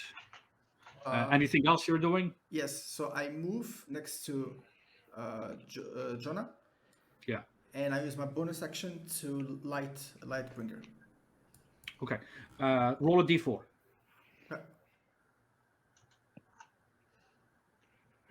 Okay, get +3 to your parry and dodge as long as you're standing next to Jonah. Okay. Alrighty. So you guys got these bonuses and shit like that. So good, man. There's a lot of bonuses in here. in here. Tasso, it's your turn. All right. Move to here. And I reach out and touch someone, and I empower it. So who are you touching? Are you touching Gallean? Yeah, Gallean. He's been the most injured. Okay. So okay, sounds good. Let's do and you empower it, you said. Yep. Okay. So the ethereal Fae, you see that there's like some ethereal energy that appears behind him, like a shape, as a matter of fact, like something ethereal behind him. And then as he touches Gallean, go ahead and roll your magic test. It's a mystical looking tree that appears behind me. Cool. Oh, cool. So And the branches come up over my head and reach out, and as I reach out and touch you, the branches also touch you. Nice. And I'm So like, you rolled 29? Oh, 30. Because of the +1. Yeah, good. Gallean recover 20 HP. What? Ooh. Okay. All right. So you see, as the branches of light surround him, you see his injuries have been cleaned up. He's good. Nice. Okay. Is there anything else, or are you done, Tasso? I'm done. All right. Oh wait, I have to roll my D4, right? Your D4 now. You don't have a D4. Because I'm next to. Next to what? To Jonah. Oh no, you gotta be adjacent. Oh, You gotta be adjacent. So Damn it! has If I to be- moved one hex over. Yeah. Good try. Yeah, it was worth a try. But then, meanwhile, now it's the creature's turn. Yes. Let's see. So the creature rushes here, and moves there. And as a matter of fact, it moves a step this way. What's that? What did you say? Assalamu alaikum. Yeah. Well, let's see how this is gonna go. Okay, so it's gonna use this in EP. All right, fine. So that means I gotta reduce this by that number, and then I'm gonna make is it a cleaving attack? It's called. Yeah, it's cleaving blow. So it's gonna hit all three of you. So it raises its club, and then it swings, starting from Saul, from right to left. So Saul to Gallean.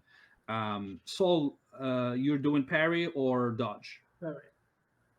Okay, the guy is also gonna parry. And Gallean, are you parrying? I'm assuming he said yeah because he's muted. But I'm assuming you guys also are using the shield. That's what I'm assuming. Yes. Yeah. All right, so I'm Shield gonna party. I'm gonna roll his melee attack. Ooh. Get your bonuses. So Saul, you block it, Yes. right? Gallean, you gotta do the math to figure out if you block it or not. But I don't think you have a +11 bonus. No, I don't I block doubt it. that you have a +11 total. But just try to figure out what's the total that you have in bonus. And then Jonah's the last guy, so Jonah has to do also his roll. So let me click on him and do a parry. And Jonah too gets hit. Oh no! Hold on. I didn't roll a D4 for Jonah. He has to get a D4 as well. Let's see. Yeah, that's still not 28. I need a 6, and I don't think there are enough. You have There are plus 6 points. 5. Yeah. One And point. there's not enough pluses. Okay, so everybody that failed takes 15 damage, as he hits with his club.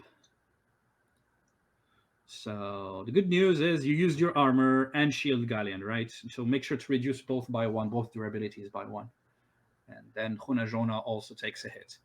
All right, so that's the it screams after hitting you guys. Okay. Moving on. So the wolves are dead. Let's take them out. Aieli, it's your turn. So I have friendly precision. Mhm. And so can I use friendly precision and steady aim? Yes. Yes. Okay. Friendly precision is instantaneous. Okay. So I'm going to take a sturdy arrow and steady aim at this guy, and then use friendly precision to remove the disadvantage. Okay, that's fine. So you got to make a roll for your range, and it's gonna try to. I'm gonna say it's gonna try to dodge it as it's moving slow. Okay, here we go. 31. Against 16, it's moving really slow. It's very slow. So how much damage do you deal? So it's 12, but I used steady aim, so it's times 2. I don't think that's right. Ranged attack deals extra damage equal to your current level. Yeah. Times 2. So you deal 22 damage. That's what Yep. you deal. 12 from your sturdy and 10 from the steady aim. So you deal 22 damage to the creature. The creature is gonna, as the arrow is about to hit it, it's using its augur resilience, and I'm gonna drop your damage to 11. Kicks it off after taking that hit. Okay. So, is there anything else you're doing, Aieli? No. All right, it's Jonah. Jonah is gonna make a multi-attack. So he's gonna make his first test and his second test. So the monster is gonna try to parry the first test, and he did a 31, so he completely blocks the first test. And on the second, as he's trying to hit, the monster blocks the second test. And as a matter of fact, as he blocks the second hit, the weapon is thrown behind him and falls behind him. He's like, oh, Lord, this monster. And on that, we are moving to Faye. The Jonah's sword fell behind the monster. No, behind Jonah. Here. Behind Jonah.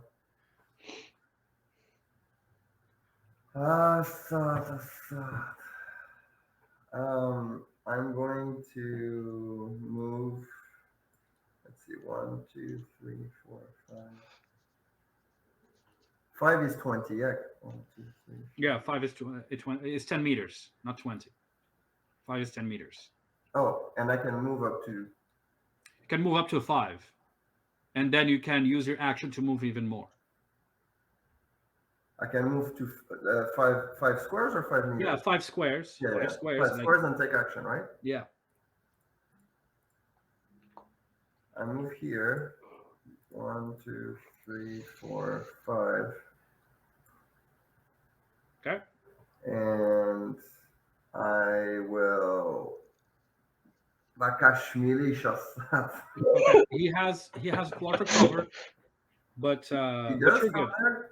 Yeah, he has quarter. Soul is part of that quarter cover. So quarter cover is not a lot. Is really little. So let me just check in there for a second. So it appears on target. It's not a straight line. Yeah, I know. Okay. A straight line would be disadvantage. Okay. A cover is not a disadvantage. It's a reduction in your roll. So let's see. A target to have quarter cover. So he has +3 to his defensive tests. Okay.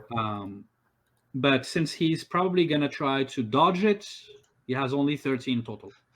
So let's see how this goes. Roll your magic attack, and he's gonna roll his dodge. So he has 20. Wow, I rolled a 17. 27 plus 3, that's 30. I'm assuming that doesn't work, right? Hold on. He was attacked how many times? Twice. By Aieli. Aieli and Jonah have attacked Okay. him this turn. I have +1 from Aieli and +2 from Soul Battle Cry, so we're equal. I have +5. Okay, cool. Yeah. So hold on. Why did you count? Yeah, sure. That works. As a matter of fact. All right, let's reroll then. And I need to do a dodge, right? So here's the dodge. So 25 plus 3, that's 28. What's your total? 36 plus 5, 41. Okay. All right, so you're successful. You scream like Kashmiri as you move your hands, you cross your hands, and there's ice that forms around him and freezes him. And then what's the second reroll? Do you want me to reroll or do the damage first? Well, no, the second reroll first. What's the second Magic reroll? against strength, agility, or magic? Okay, so it's against my strength. Let's roll that. I did 41. Yeah, So probably not gonna get there. 30. So you're unable to like freeze him, but you deal damage. So roll your total damage. Tell me how much is your total damage? 14. All right. So the ice forms around him and like pierces his body as he took 14 damage from your Level spell. spell is that? You do not know. You can ask him later. I need to absorb. Oh, true. Is he nearby? Yeah. It's a level 1 spell. Yeah, as you cast your spell, you do see of the corner of your eyes Tasso, like moving, waving his hand, like concentrated a little bit of ether from the spell that you just threw and absorbing it. Oh, cool. Okay. Super cool. Is that everything that you do? Yes. Okay. No. I say, so I command you, attack the son of a bitch. Okay. He did command you, so make sure to take out your EP. Hold on. I need to roleplay this. I say, so I command you, attack this son of a bitch. Pretty please. Pretty please. All right. Nice. Don't forget to take out your EP and Soul. Yes. After hearing Faye's words, like you can do it if you want to. You can use your intrusive action now. Yep, I'll do it. All right. So you're gonna attack the creature.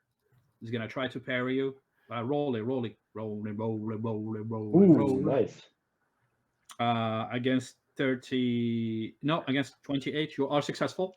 And No. then roll your d6 for the damage. He's not undead. So I have to roll d6 and d4 for the minor crit. Yeah, roll both.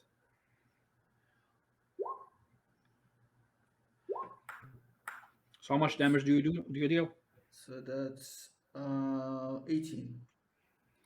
All right, you hit him with 18 damage. Bam! After Faye mentioned that you got overzealous and you hit him with a big hit to the face, and you see blood coming out of his.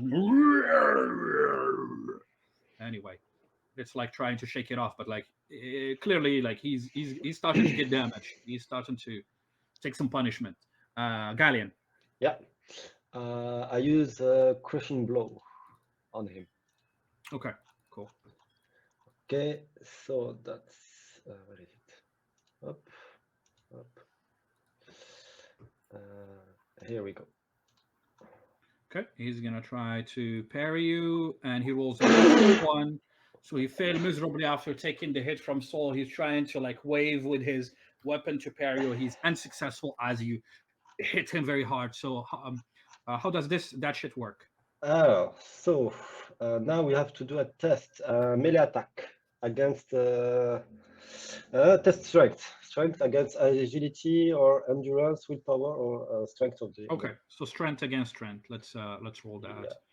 Please set your cameras, May. Yeah, we'll set it after. Yeah, roll your strength.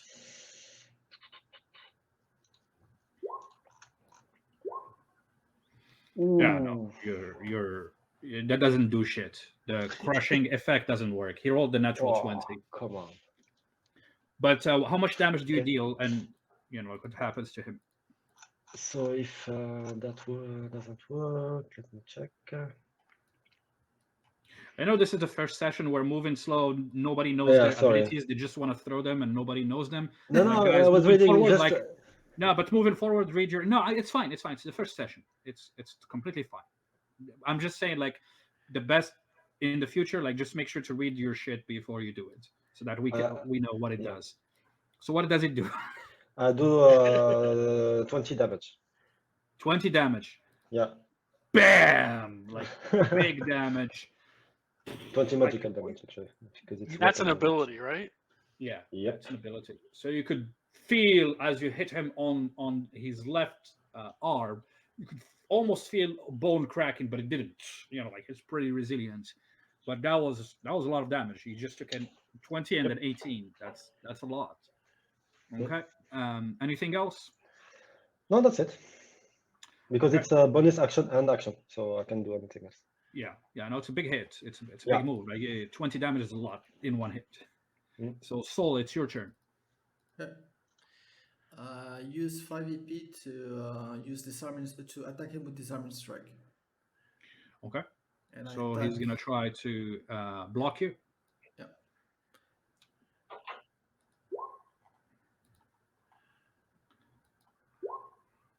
I think you're successful. Yeah, I have +6, Because- +7, something like that. Yeah. Well, no, it's not +7, something like that. Like you got to figure out how much it is exactly. Yeah, it's 38, so +7 because Yeah. I have wrote it down. So 3 people attacked him besides me. Then I have +2 from the buff, +2 from Aya, and +2 from my buff. You don't have +2 from I. You have +1 from I. +1 from Aya, then yeah. So you're successful, and you deal how much damage? I deal so I rolled 11, so that's only roll 1d6. So I deal 16 damage. Mhm. And now I have to test my strength against his strength. Okay, roll your strength. Okay. 25 total. Okay, no, Natural he 20. Yeah. Yeah, you try to push him away, and just like. You do realize that both strength checks you made, you rolled a natural 20. Yeah, that's too much. Well, I had to roll a 2. Sorry, I look at my stat. I got 26 in strength. No. But we were just saying you rolled a natural 20 both times you've rolled strength checks. Yeah, but it's completely useless. What I'm telling you is it's useless because I already won without even rolling. If I rolled a 2, I would have won. I'd rather do a 20 when I'm hitting, not to we like it doing here. the strength test. Yeah, I don't need the strength test here. I'm already too strong on strength. So anyway, you try to push him, but you're unable to do so. Is that it? Okay. Yeah, that's pretty much it. Okay, cool. So next is Tassel. I pick up his sword and hand it to him. To Jonah. He looks at you and he says, "Thank you." So that's your action. Do you want to do anything with bonus action or anything else, or are you good for now? No, I'm good for now. Okay, cool. So then we go to the ogre. All right, the ogre is not happy after all these hits. So okay, let's think story-wise. So story-wise, Gallean, you did a pretty nasty hit, and Soul, you did pretty nasty hits. Both of you have hit him pretty bad. But if I really think about it, me, Ahmed, Soul is the one that dished the most damage because he attacked multiple times. But he's an ogre who's stupid. So I'm gonna roll a d6. 1, 2, 3 is Gallean. Okay, it's Gallean. So he's moving this way. He's still within your control roll, so no opportunity attacks. And then he's gonna do his form of crush and blow. So Gallean, get ready. Let's see. All right, roll. All right, now where is it? It's this one. Okay, roll your Parry with parry. the shield, yeah. Are you doing parry or are you doing dodge? Parry with the shield. Okay. I think you are successful. Yeah, because I still have the +2 from Ubas, +1 from Aieli. So yeah. The Plus bonus I'm- from Yeah, Joel. from Jonah as well. Jonah. So Yeah, yeah, so he's trying, like, he drops his club at you. You raise your shield, you take it. You're falling under its weight, but like push it back as you avoid getting hit, taking damage from his crushing strike. So Very that's cool dwarven block. yeah. Yeah, exactly. And then that ends the turn. So now you don't have Battle Cry anymore. The bonus from Battle Cry, everybody, it's lost. The +2 from Ubas that Ubas gave you with your armor and all that stuff. It's gone. Okay. We have 3 turns left for the buff from Aieli. Yeah, I don't know how many. You guys should, Yeah, it's whoever, somebody needs to should Yeah, it's 2 more count. turns. Aieli, it's your turn. What do you do? So I'm gonna move. Sorry, I'm gonna move here. I'm gonna take a shot at him, but I can't use steady aim anymore Why? because I moved. Oh yeah, sure. So you're doing a normal shot. But I do have to use friendly precision. Okay, to avoid hitting your friends. And what arrow are you using? I'm using a sturdy arrow. Okay, he's gonna try to parry this time with disadvantage. So here's my first roll. Here's my second roll. Natural 1. I failed unless you roll a 1. Okay, you're successful. You shoot it. Bam! You hit him with a sturdy arrow. 12 damage, right? 12 damage. He's starting to bleed. I'm assuming that's the end of your turn, right? That is, yes. Yeah, you can see he's not doing well. Then it's Jonah's turn, and Jonah say after Tasso gave him the sword, so I'm gonna say bonus action to take it from you, and then he says, "You will be purified." And as he goes, he's gonna do his melee attack. Let's see if that's gonna. Did work. he take his weapon back? Yeah, Tasso gave him the weapon, and I used the Okay. bonus action to take it. So Tasso used his action to, like, now make it hard for him.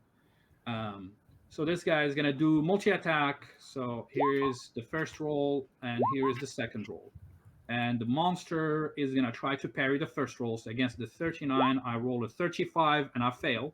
So Jonah is successful on the first one, and on the second one, he rolled a 33. So he blocked the second attack. And Jonah, after doing that, he screams, and you see, like his body getting heated up, and he uses another multi-attack. So Sol, this reminds you of Action Search, what he just did.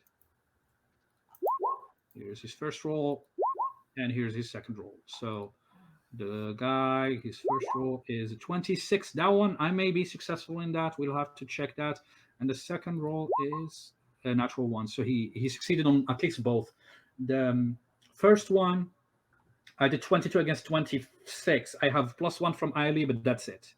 There's no other pluses for dealing damage. Yeah, there is no other pluses. Okay, so I failed. What about the other attacks before? No, he only Aieli attacked. So he has +2 total. This is a new round. So he did hit him twice, which is pretty good. And then let me see how much does he deal damage with his sword.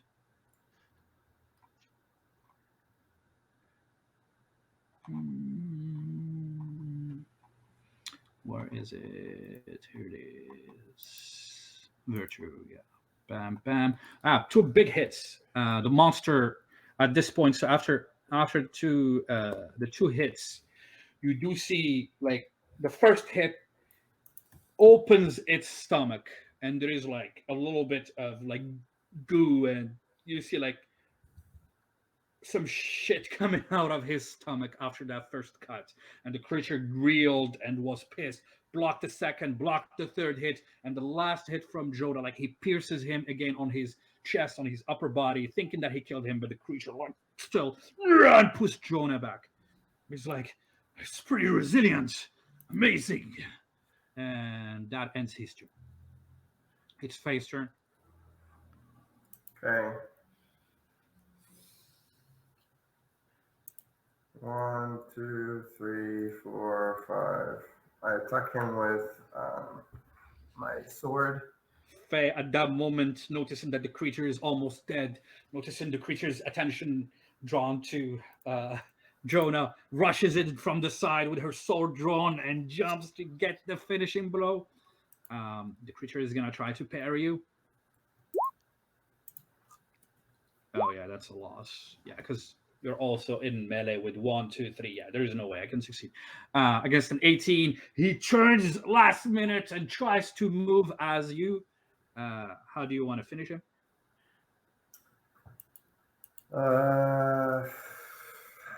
Can I try to not kill it? Roll your melee attack, and I'm gonna do the difficulty factor in here. So the difficulty factor is gonna be this 16 plus 15. That's 31. Unfortunately, you jump in. You're trying to calm yourself. You're trying not to do it. You're trying to fuck it. You cut his head. There is something. There is something about the night and about your blade when you draw it at night. That's just you're come this close to controlling it. This close, and the creature falls to the ground.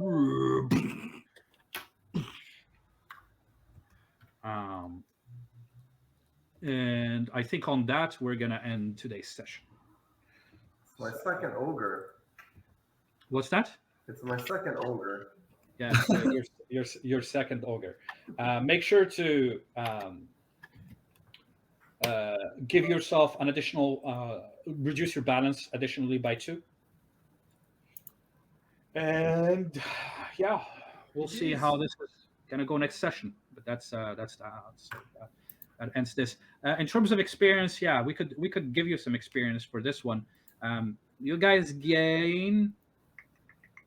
Let me check here.